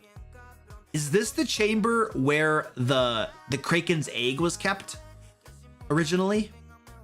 Maybe this is where the Kraken's egg was kept and there's some place where it was kept. No, G4 is not the prisoner's room. G5 should be the prisoner's room. A brine pool covers the floor. Ooh, I like that idea.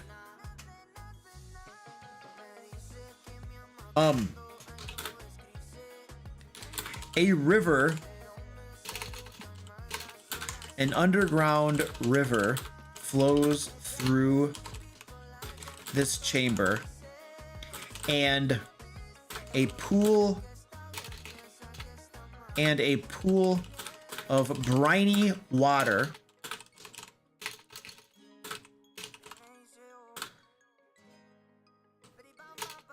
about ankle deep fills the chamber.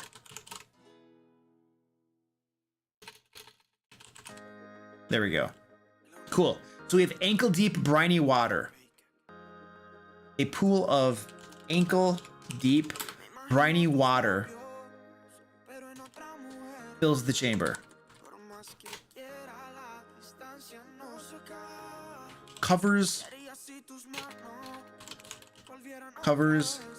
the floor of the chamber.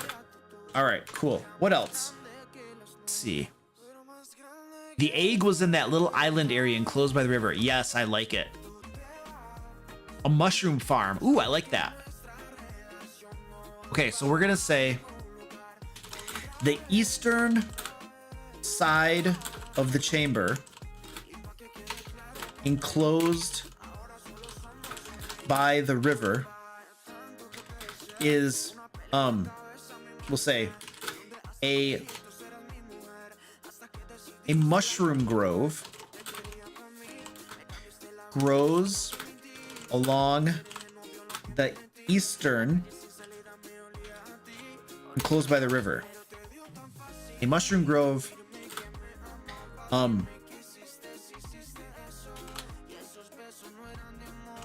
there is a marble, there is a crumbling marble pedestal in the middle of the grove where the kraken's egg was kept before the divers stole it. Excellent. Okay, now, what about an encounter here? Should there be an encounter here, or is this maybe, this could be like a conditional encounter. Maybe if they try to cross the river to go into the mushroom grove, some octopus come out of the river and attack or something. Maybe there are giant octopus that guard the mushroom grove. That could be it. What about that? Traps. Well, they could just have a... Let's put some traps somewhere, but I don't know. How about that?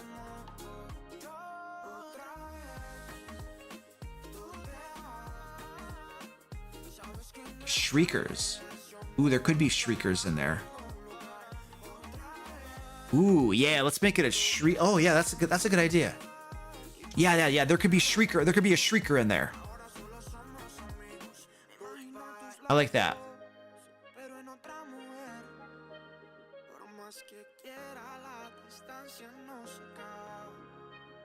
Okay. So let's say that what's the CR of an octopus? CR1. So a CR1. Yeah, we're just gonna have like 3 of them, which is trivial, but stand by, because I think what's gonna happen is we're gonna say,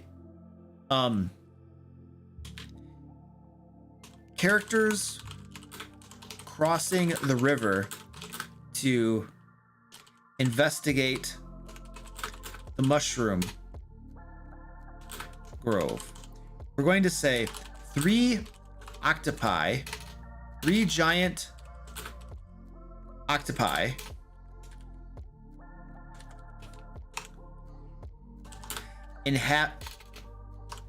are in the river guarding the mushroom grove and attack anyone who tries to cross the river.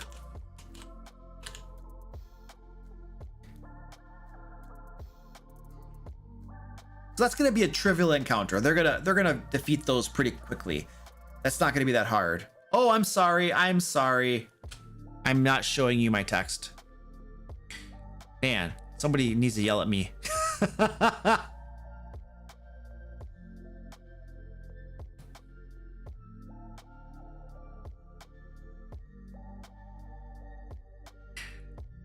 Yeah. You guys, I'm gonna be honest with you. I'm seeing lots of really good ideas in the chat that we could implement. If we had more time, we would totally be doing some of those things. We're very pressed for time right now, and so I'm trying to rush this along. So I apologize about that. Andrew says, Luke, I am yelling at you. Yeah, I know. Like, if I'm not showing you my sheet and you can't see it, feel free to just do an all caps and yell at me. Cameron's like, get your act together. Let's I want to finish this today. We're gonna finish this today, and then we're gonna say among the mushrooms in the grove is a shrieker. When it cries its alarm, it alerts the sea spawn in area G6. All right, so now we're gonna G5, G6. C-spawn. So this is gonna have to have C-spawn here.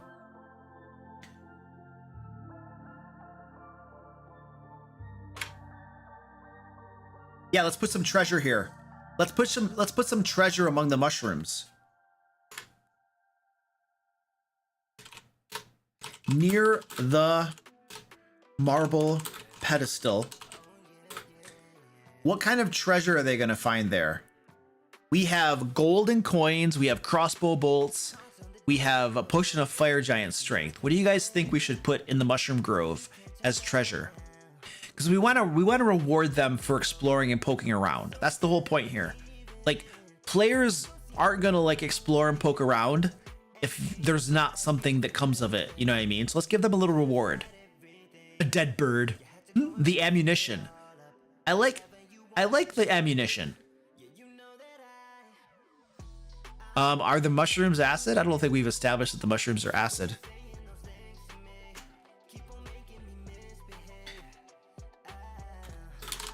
The mushrooms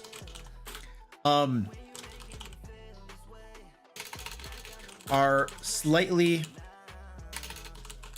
acidic, and if crushed causes a burst of acid in a 5 feet radius, dealing 1d4 acid damage. No, cloak of displacement, never. A vorpal sword. Let's put the bolts there. Let's put the bolts there, you guys. 20 plus 2 crossbow bolts.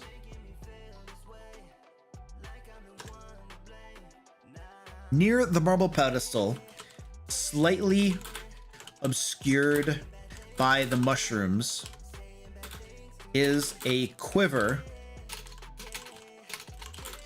containing 20 plus 2 crossbow bolts. What's the name of the Kraken priest? What's her name? Crequin the Submerged. Ah, crap. Crequin the Submerged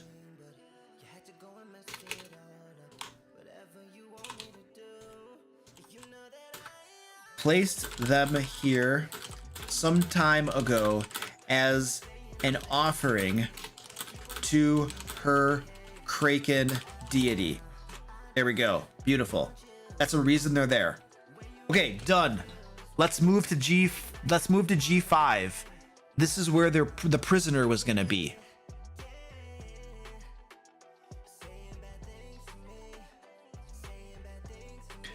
All right, Povey Crunch. See you later. Thanks for hanging with us. Dito's taking off again. See you later, Dito. Oh, let's go to... The Kraken is gonna do nothing with the crossbow bolts. It's an offering to the Kraken. When you give offerings to deities, you give them things of value to you as a token of your faith and allegiance. It doesn't actually have to be of value to the deity. It just needs to be of personal sacrifice to yourself to show your faithfulness and your dedication. That's the entire purpose of a sacrifice or an offering. It's not that the Kraken even cares about the crossbow bolts.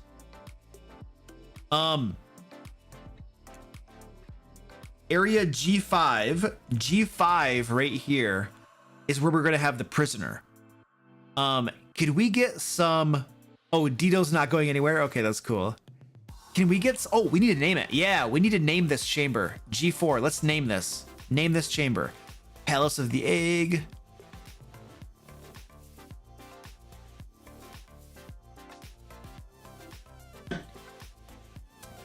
What's the name of this chamber? Name of the chamber. Name of the chamber. We're gonna call it Brine Room, Mushroom Grove. I don't know. The Mushroom Grove. Ooh, that's a good... The Milky... I like that one. We're gonna use that one.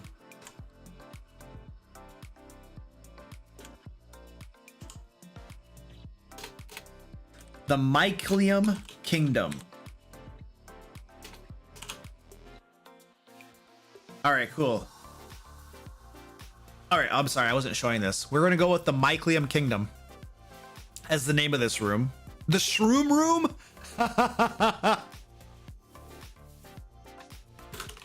AKA the Shroom Room. I like it. All right, we're gonna go on to G5. G5 is this room right here. This is where we were gonna put the prisoner. What I'd like you guys to do is brainstorm some ideas for the prisoner. The prisoner is gonna be a red cap. The prisoner and how he's restrained and stuff. So just brainstorm me some ideas for this room. I need to go bio and I'll be right back. I drink a lot of coffee. I'll be back in a hot second. Give me some ideas.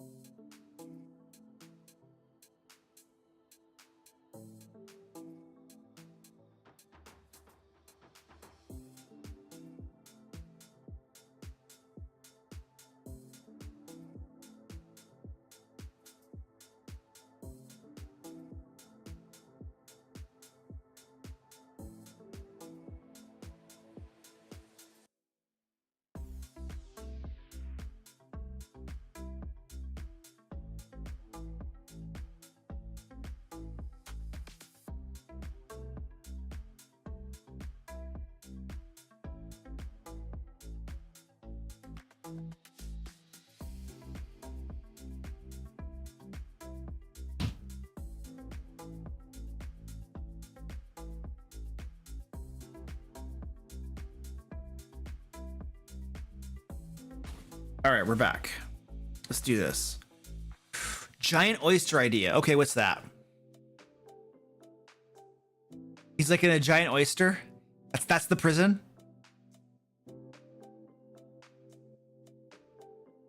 Well, they're not rescuing Redcap. He's a prisoner. They're gonna find him. He's trapped inside a giant transparent oyster. Oh, I like that idea. That's so cool. Okay. Do there have to be guards? I don't think there need to be guards in every single room or anything. This could just be very simple. A red prisoner. I don't know.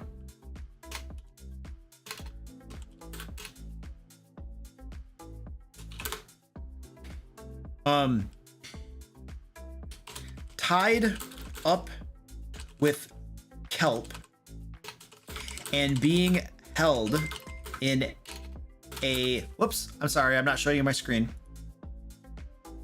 And being held in a giant transparent oyster shell is a red cap. Is it 2 words or is it 1 word? How do you do red cap? Red cap? It looks like it's 1 word altogether. Yeah. Is a red cap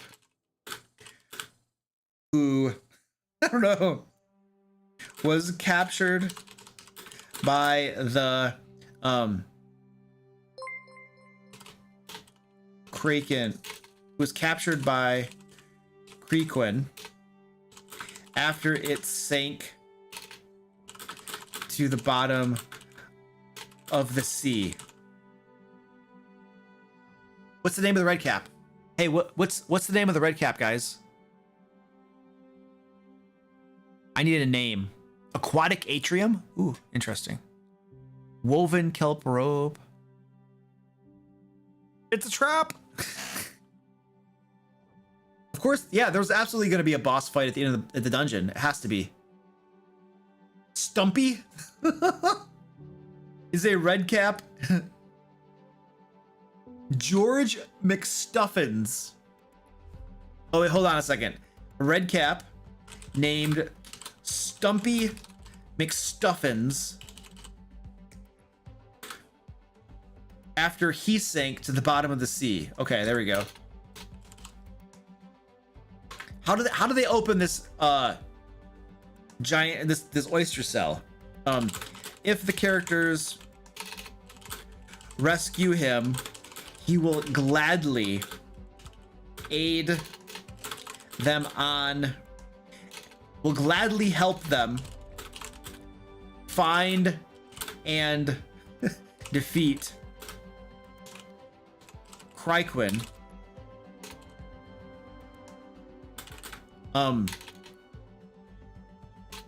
Being motivated by revenge, being quite angry.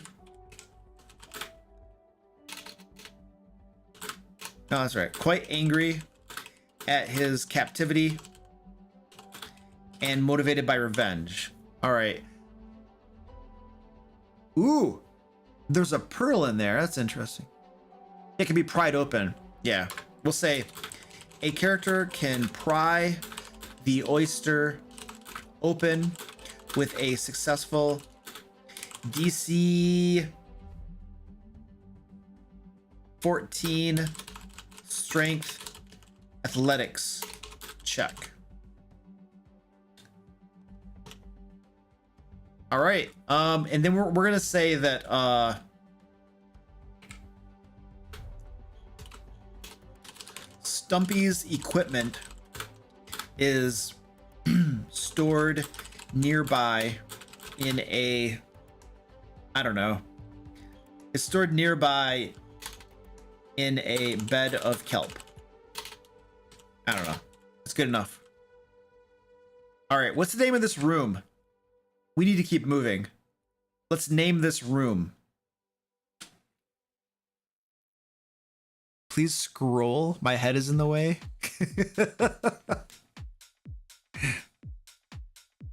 You could just leave him and steal his stuff. Yes, you could. You absolutely could.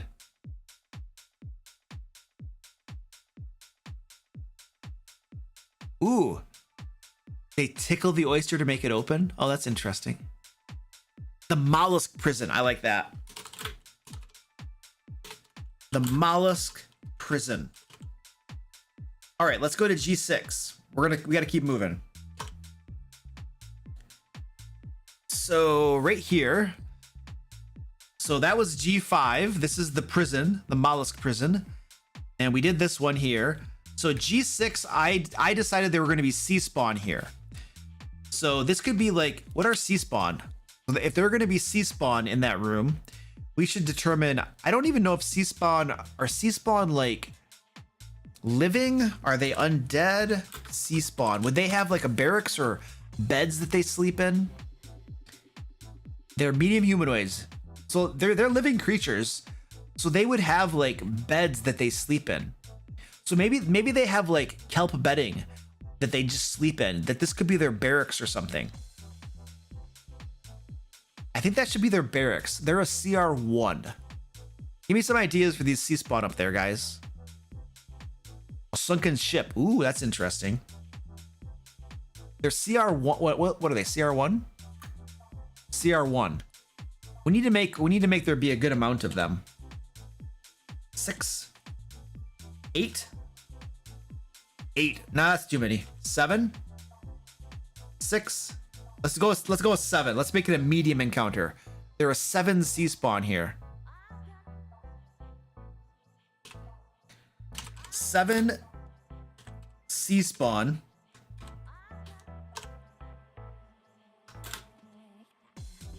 They rest in brine and fish nets like hammocks. Ooh. Barracks is a sunken ship covered in kelp. Ooh. A flooded room.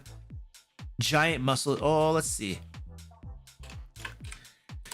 The Hulk, or the Hulk, the hull the hull of the shattered hull of a ship fills much of this room. Strung between broken planks are hammocks made of seaweed and kelp that serve as beds for 7 sea spawn that dwell here. All right, cool. How's that?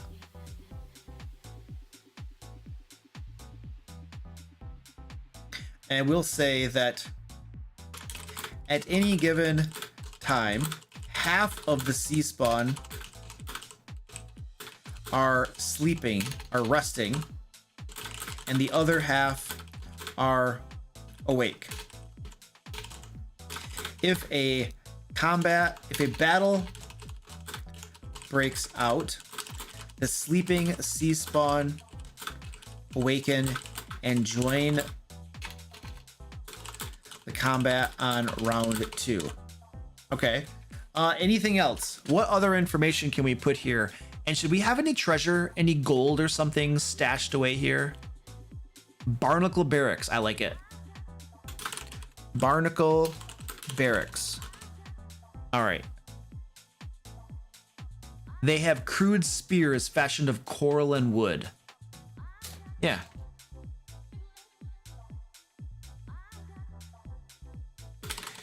Sea spawn wield crude spears fashioned from barnacles and wood.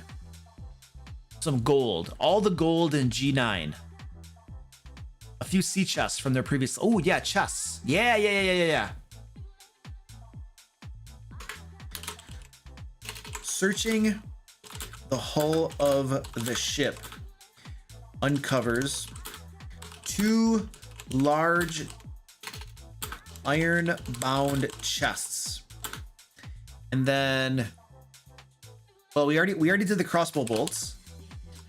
A potion of fire giant strength. What about all the silver pieces? Let's take all the copper pieces and silver pieces. Let's get rid of those. Let's put them in here.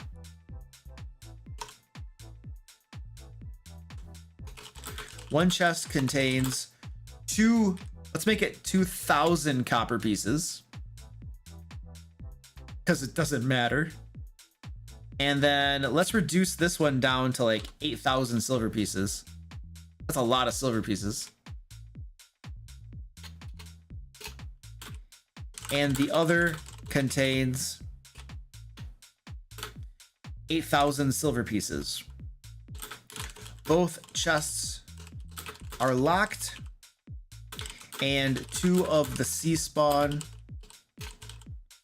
carry the keys.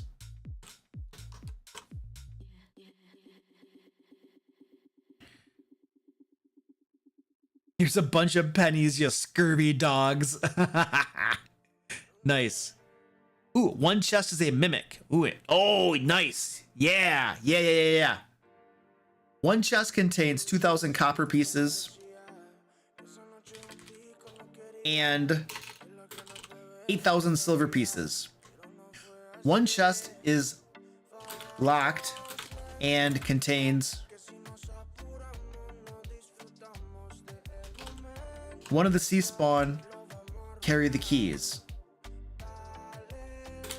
The other chest is a mimic that the sea spawns is a, hold on a second, is a barnacle covered mimic the sea spawn keep as a pet, feeding it, I don't know, feeding it sea creatures. I don't know. They keep it as a pet. That's awesome. Okay, cool. We got a mimic.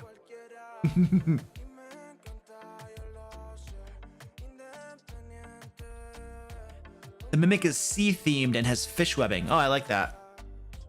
A barnacle. What is it? We got a barnacle covered mimic with fish webbing. All right, we got to move on. Let's go to the next room. G7. G7 is this room right here. I feel like this room could be like the leader's throne room. I think we need to move on and get to the boss fight because it's getting late. So G7 is going to be the boss fight. And our boss, so we've taken care of the red cap. We've used C-Spawn. We've used these guys and these guys. Yeah, we're up to the Kraken Priest. So let's put the Kraken Priest here. This is like a throne room or something. It's definitely the boss room. So what would her minions be? Does she have more of the C-Spawn? Or does she have some other type of minion?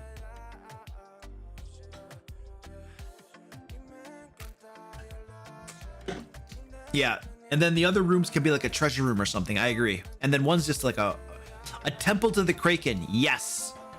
Ooh, sea hags. Oh. Yeah, a couple sea hags. All right, Sean Douglas. See you later, buddy. Thanks for hanging out, man. I don't really want there to be more C-Spawn, honestly, because we just had a room of them. I want to make something. I want to put something different in there. There could definitely be a sea hag. I feel like a sea hag is a CR2. Yeah. So if we have the Kraken Priest as a CR5. So if we have a CR5 and we have what is it? Sea hag is a CR2. We have 2 of them. That's a hard encounter. If we have 3 of them, it's a coven, but that's like deadly. Ooh, that's not that bad. Yeah, let's make that deadly, you guys. There's a coven of sea hags. There is a Kraken Priest and a coven of sea hags. How's that sound? Would that be too powerful? Oh yeah, if it's wait, that doesn't work. If it's a coven, their CR goes up. I think that's gonna be too much. Let's make it just 2 sea hags. Ooh, wait, water weirds. That actually might make more sense, you guys. Hold on a second. A water weird might actually make more sense. Are you kidding me? I must have spelled it wrong. That's a CR3. You guys, I think a water weird makes more sense than a sea hag. I'm gonna change my mind on that. There we go. Now we have 2 water weirds. There we go. All right, so let's do that. G7. That's some sort of temple. Temple to the Kraken or something. I don't know. Is there a better name for that? Is there a better name for this? So we're gonna say that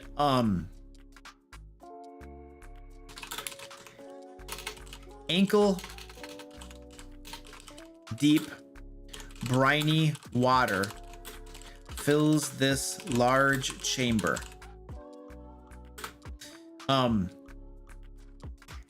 At the north end stands a large stone slab covered with colorful algae. Sitting on the slab as though it were a throne is what's her name again? Is Creequin the Submerged.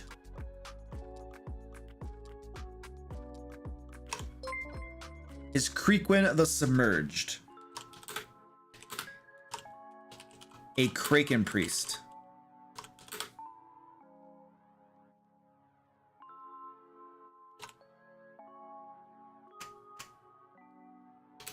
All right.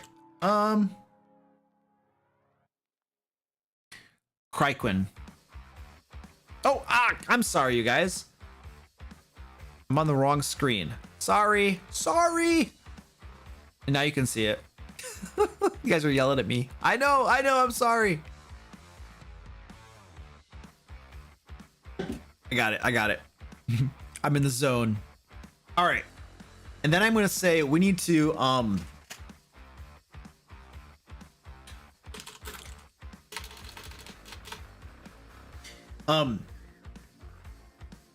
and then we're going to say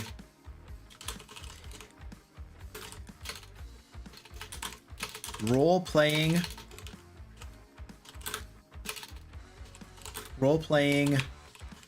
Kryken.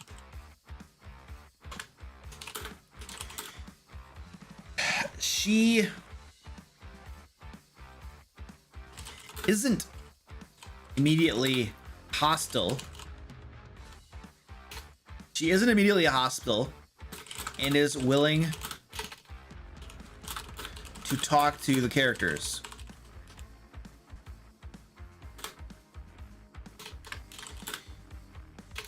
If questioned about the rising tides, she admits responsibility,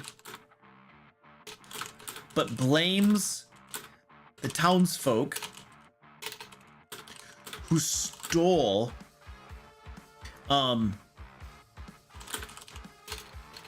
something precious to her deity.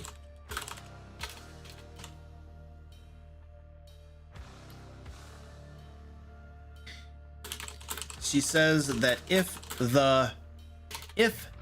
that item is returned, she'll relent and spare Storm Cove. All right. Something, oh yeah, something precious to her. I like that.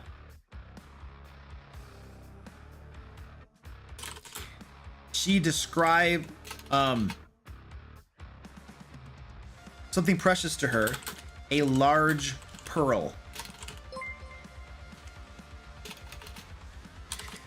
She does not mention the fact that she worships a kraken, nor that the giant pearl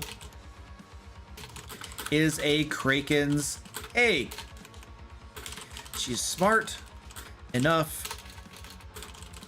to know that if she admits that,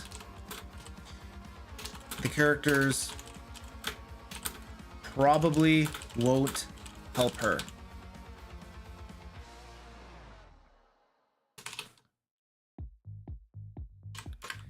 If the characters return the large pearl, she is true to her word, and the rising tides relent. All right, awesome.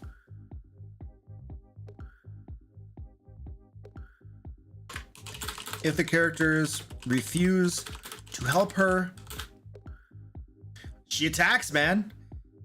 She demands they leave, or she attacks. And then we'll say combat. If combat begins, when combat begins, 2 water weirds rise from the water to join the battle on round 1. Excellent. Whew. Anything else? Sorry, I'm in the zone. I'm trying to get this finished so we can all go to bed. How high of a persuasion check to get the townsfolk to come off with the pearl? I'm not sure. We're probably not going to be able to flesh out every little detail. Some of it'll just have to be up to the dungeon master to figure out. If we had more time, obviously we could really do some good work here, but Summoning a Kraken would be absolutely deadly for a level 5 party. Anything else I'm overlooking here? Or is this good enough and we move on? We've already rolled up loot that we're gonna give. And I don't think there's gonna be any loot in this chamber. What about the name of this? Kraken Temple. Should we, is this an okay name? Should we give it a different name? What do you guys think? No, we're finishing it tonight. We're not gonna revisit this. We're gonna apply the 80-20 rule. Okay? Or the 20-80 rule. 20% of the effort gives us 80% of the results. You could infinitely tweak and flesh out and make better anything you do, but you have to ship it at some point. The Sunken Sanctum. Oh, I like that. The Sunken Sanctum. The Sunken Sanctum. I like it. Let's go to the next one. You have to put a fork in things, or you never get anything done. All right, G8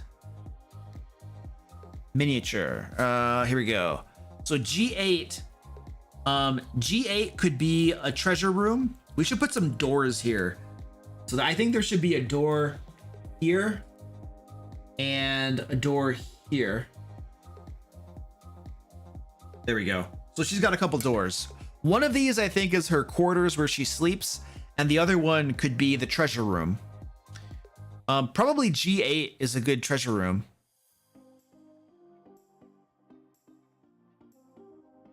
Let's have this be the treasure room. We can give that a better name. Do you guys have a better name for that? And we're gonna say, what kind of containers should the treasure be held in? Is there some sort of cool container we can put this gold in besides just wooden chests? What do you guys think? What kind of container could we put it in? There haven't been any traps, and I don't think we're gonna have time to make a trap. We don't have enough time. We're getting low on time, sorry. Barrels? Barrels or trunks? Urns? Ooh.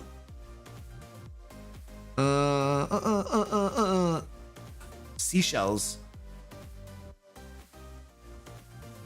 What about, yeah, like seashells or oysters or something?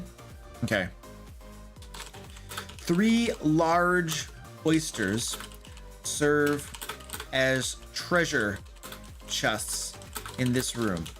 3 large oysters strung between, 3 large oysters serve as treasure chests in this room. They contain, we're just gonna put it all, oh, well, let's put the treasure in there. They contain a total of gold pieces and platinum pieces. Excellent. All right, anything else for this room? A piggy bank. A small octopus they keep as a pet. I don't know why that would be in a treasure room.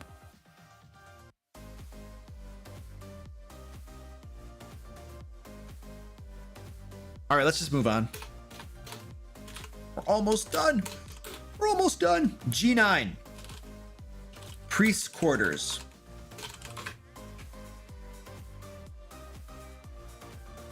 And we're gonna say this room contains a sea kelp hammock, a small wooden table covered with barnacles, and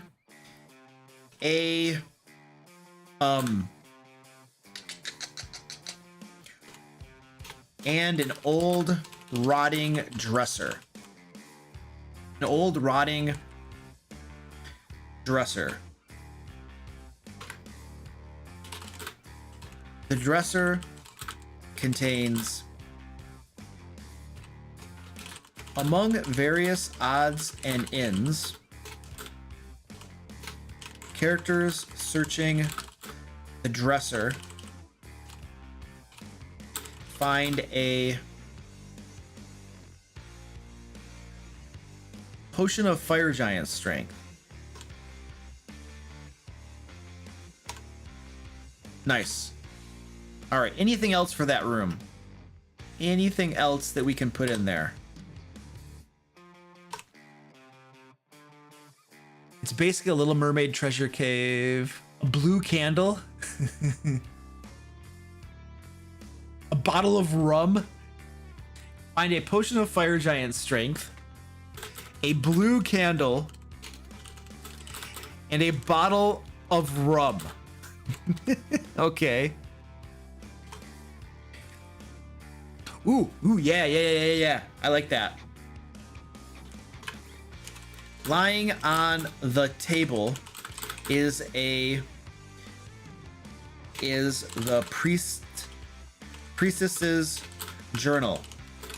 It details her devotion to a slumbering kraken, to her slumbering kraken deity. Excellent. I like it. A little bit of information there. Cool. Oh yeah. A blue candle.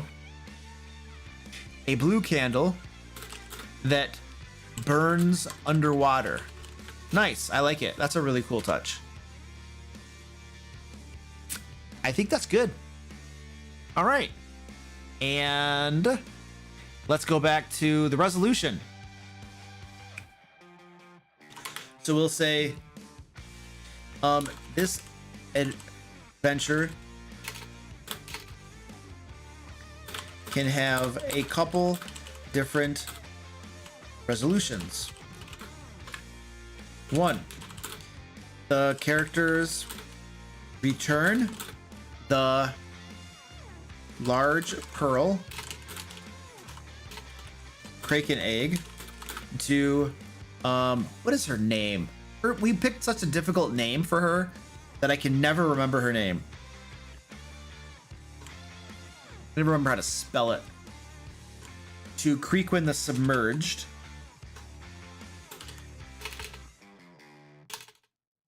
And the tides stop rising and return to their normal levels.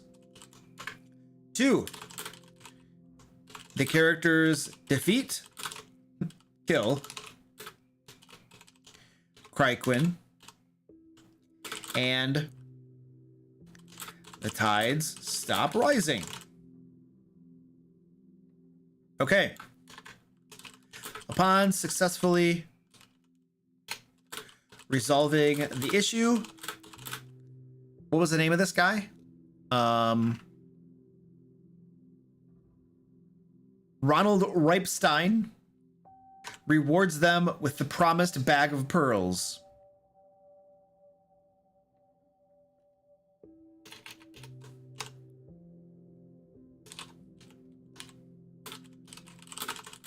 With the promised bag of 14 pearls worth 100 gold pieces each.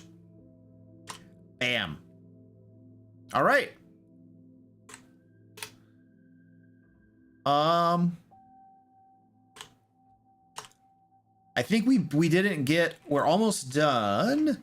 I think we need to do random encounters. Let's just do a few random encounters. So we could do, I feel like the sea spawn. The sea spawn are a CR 1. What other things could we put in random encounters, you guys? Maybe 5 of them. Yeah, we could do 5 sea spawn. What else? What else would work for a good random encounter? Who has the large pearl? Oh, that's a good point. Who has the large pearl?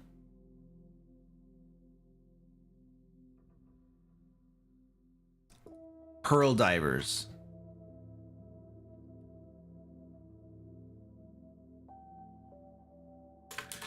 The divers sold the large pearl to, I don't know, somebody. Who did they sell the large pearl to? To the to the local pawn shop. What's the name of the pawn shop?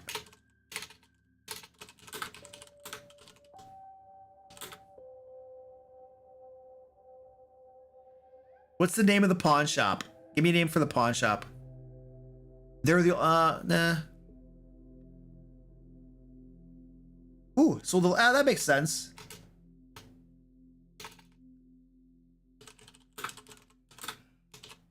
Oldies goods. Oldies goods. All right, cool. For 500 gold pieces. There we go. Then they can go back and get it if they want it. Done.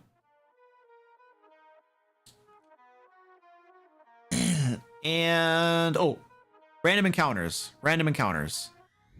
Trash and treasure. Oh, that's cool. I like that. We're gonna change that. Trash and treasure. What kind of random encounters could we have here? Not a Nabolith, not Tarasques. Giant crab. Is there a giant crab? Is that a thing? Am I gonna find a stat block for a giant crab? Oh, what's the difficulty of it? 1/8? That's not even a challenge. It's got to be the cave fisher. We were gonna do a cave fisher, you guys. Weren't we gonna do a cave fisher? Yeah, CR3. There you go. 2 cave fishers. I don't know.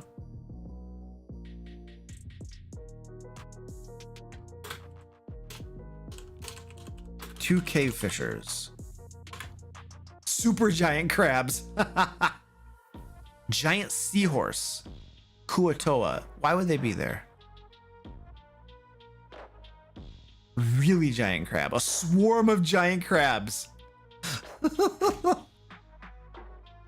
A swarm of, I don't know, 10 giant crabs. Okay, there you go. A swarm of quippers. Yeah, that's true. They could do that. Let's say like 3 swarms of quippers.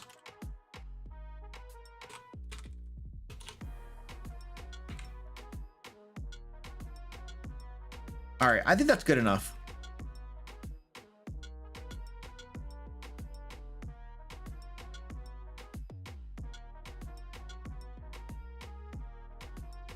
All right, did I have anything else that we skipped over? Ooh, what's the name of the sea? Did we name this grotto? Oh yeah, it's Diver's Folly Grotto. Diver's Folly Grotto. An old underwater grotto to the west of Kraken Point. It was originally made by merfolk and their Triton leader. Excellent. All right. How many short or long rests are probably it's expected that the characters will probably need to take 1 or 2 short rests during this adventure. That's a pretty standard thing to take 1 or 2 short rests. I mean, that's just pretty normal. They probably don't need a long rest though. I don't think that we put this dungeon is not that big that they would need a long rest, I feel.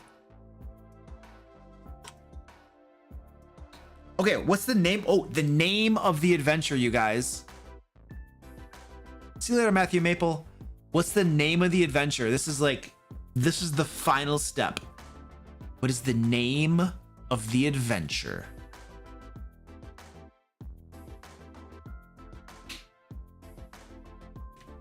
Give me some ideas for the name of this adventure.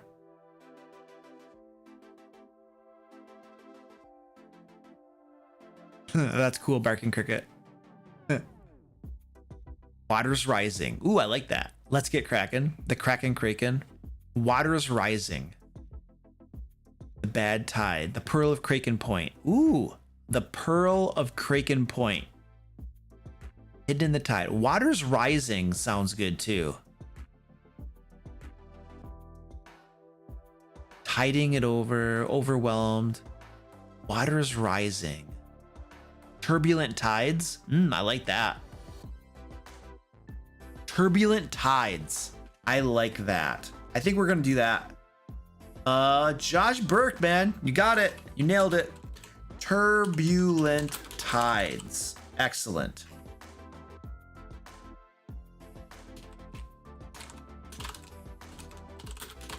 Turbulent tides. Oh, I got my. This template is old. 2020, man. 2018 on this thing. Turbulent tides. Let me just scroll through it, make sure we didn't miss anything. Holy crap. All right, ladies and gentlemen, we did it. We have created an adventure together. It took us 3 hours. Yeah, about 3 hours, and we got the whole thing done. This is the sort of adventure that will take probably about 1, maybe 2 game sessions. I feel like it'll probably take 2 game sessions because there's going to be some time up front where they're exploring and asking questions and stuff. And then once they actually get to the grotto itself, I think this is probably like a 2 game session adventure. And it took us like 3 hours. That's not too bad. And you guys all kind of saw this is kind of the process that I take when I am creating an adventure for my groups. This is pretty much literally how I do it. Like step by step, we pretty much did it. So yeah, hope this was helpful. This will be out on my site, thedmlair.com, by tomorrow usually. So you guys will be able to use it in your games and everything for free and all that good stuff. So yeah, it's cool. I will be on Twitch streaming Monday. If you guys want to hang out again, come by, ask some questions and stuff. And also on Wednesday, I mean Mondays and Wednesdays I'm on Twitch. Wednesday we're probably going to be painting minis again. Oh, did you guys check this out? I want to show you these miniatures. These are ones that I did like a while ago. They're not focusing. My camera's focus is kind of not working right now. But I did these orcs. They turned out so stinking awesome. They turned out so beautiful. Anyway, so we paint minis together too on Twitch if you're interested in that. Some chill hangout and stuff like that. So Brian Keep says, I really love this. I'm a noob, so thanks, man. Hey, you are very welcome, dude. This is the sort of thing that we do every Friday on YouTube. Here we create stuff together. We create different Dungeon Master resources and stuff like that, so you can not only create something to use in your game, but also learn the process behind it, so that you can do it for your own games, for yourself. So you can learn stuff. You know what I mean? So yeah, plugging the merch. That's awesome. Oh, I got a cat. Squeaky is like right under my feet. I don't know. I'm gonna see if anybody. We might raid somebody here. If anybody's on. Let's raid Master the Game. Hold on a second. Let me get a link. We're gonna raid Master the Game, you guys. None of you are gnomes. You're all towering above. Okay, pause it. Turn off the volume. All right, I'm gonna get the link for you guys. Yeah, we're gonna raid Master the Game. I want to give this guy some love. Arcane Arcade already, they're like a big channel. They're famous people. You know, let's raid somebody smaller and give them some love. Like, I don't think those guys over at Arcane Arcade like need me to like raid them. So this right here is the link to master the games. Oh, here's another one too. I might have put the wrong one in. Use one of those. Use one of those 2 links, and I'll see you guys over in Master the Games channel, and I'll hang out there for a little bit with you guys. So head on over there. I'll see you there in a couple seconds. So I'm gonna end it right here. Thanks guys for hanging out and lots of fun. We'll see you Monday over on Twitch. Where's the thing? I got to get the button. I got to get the button.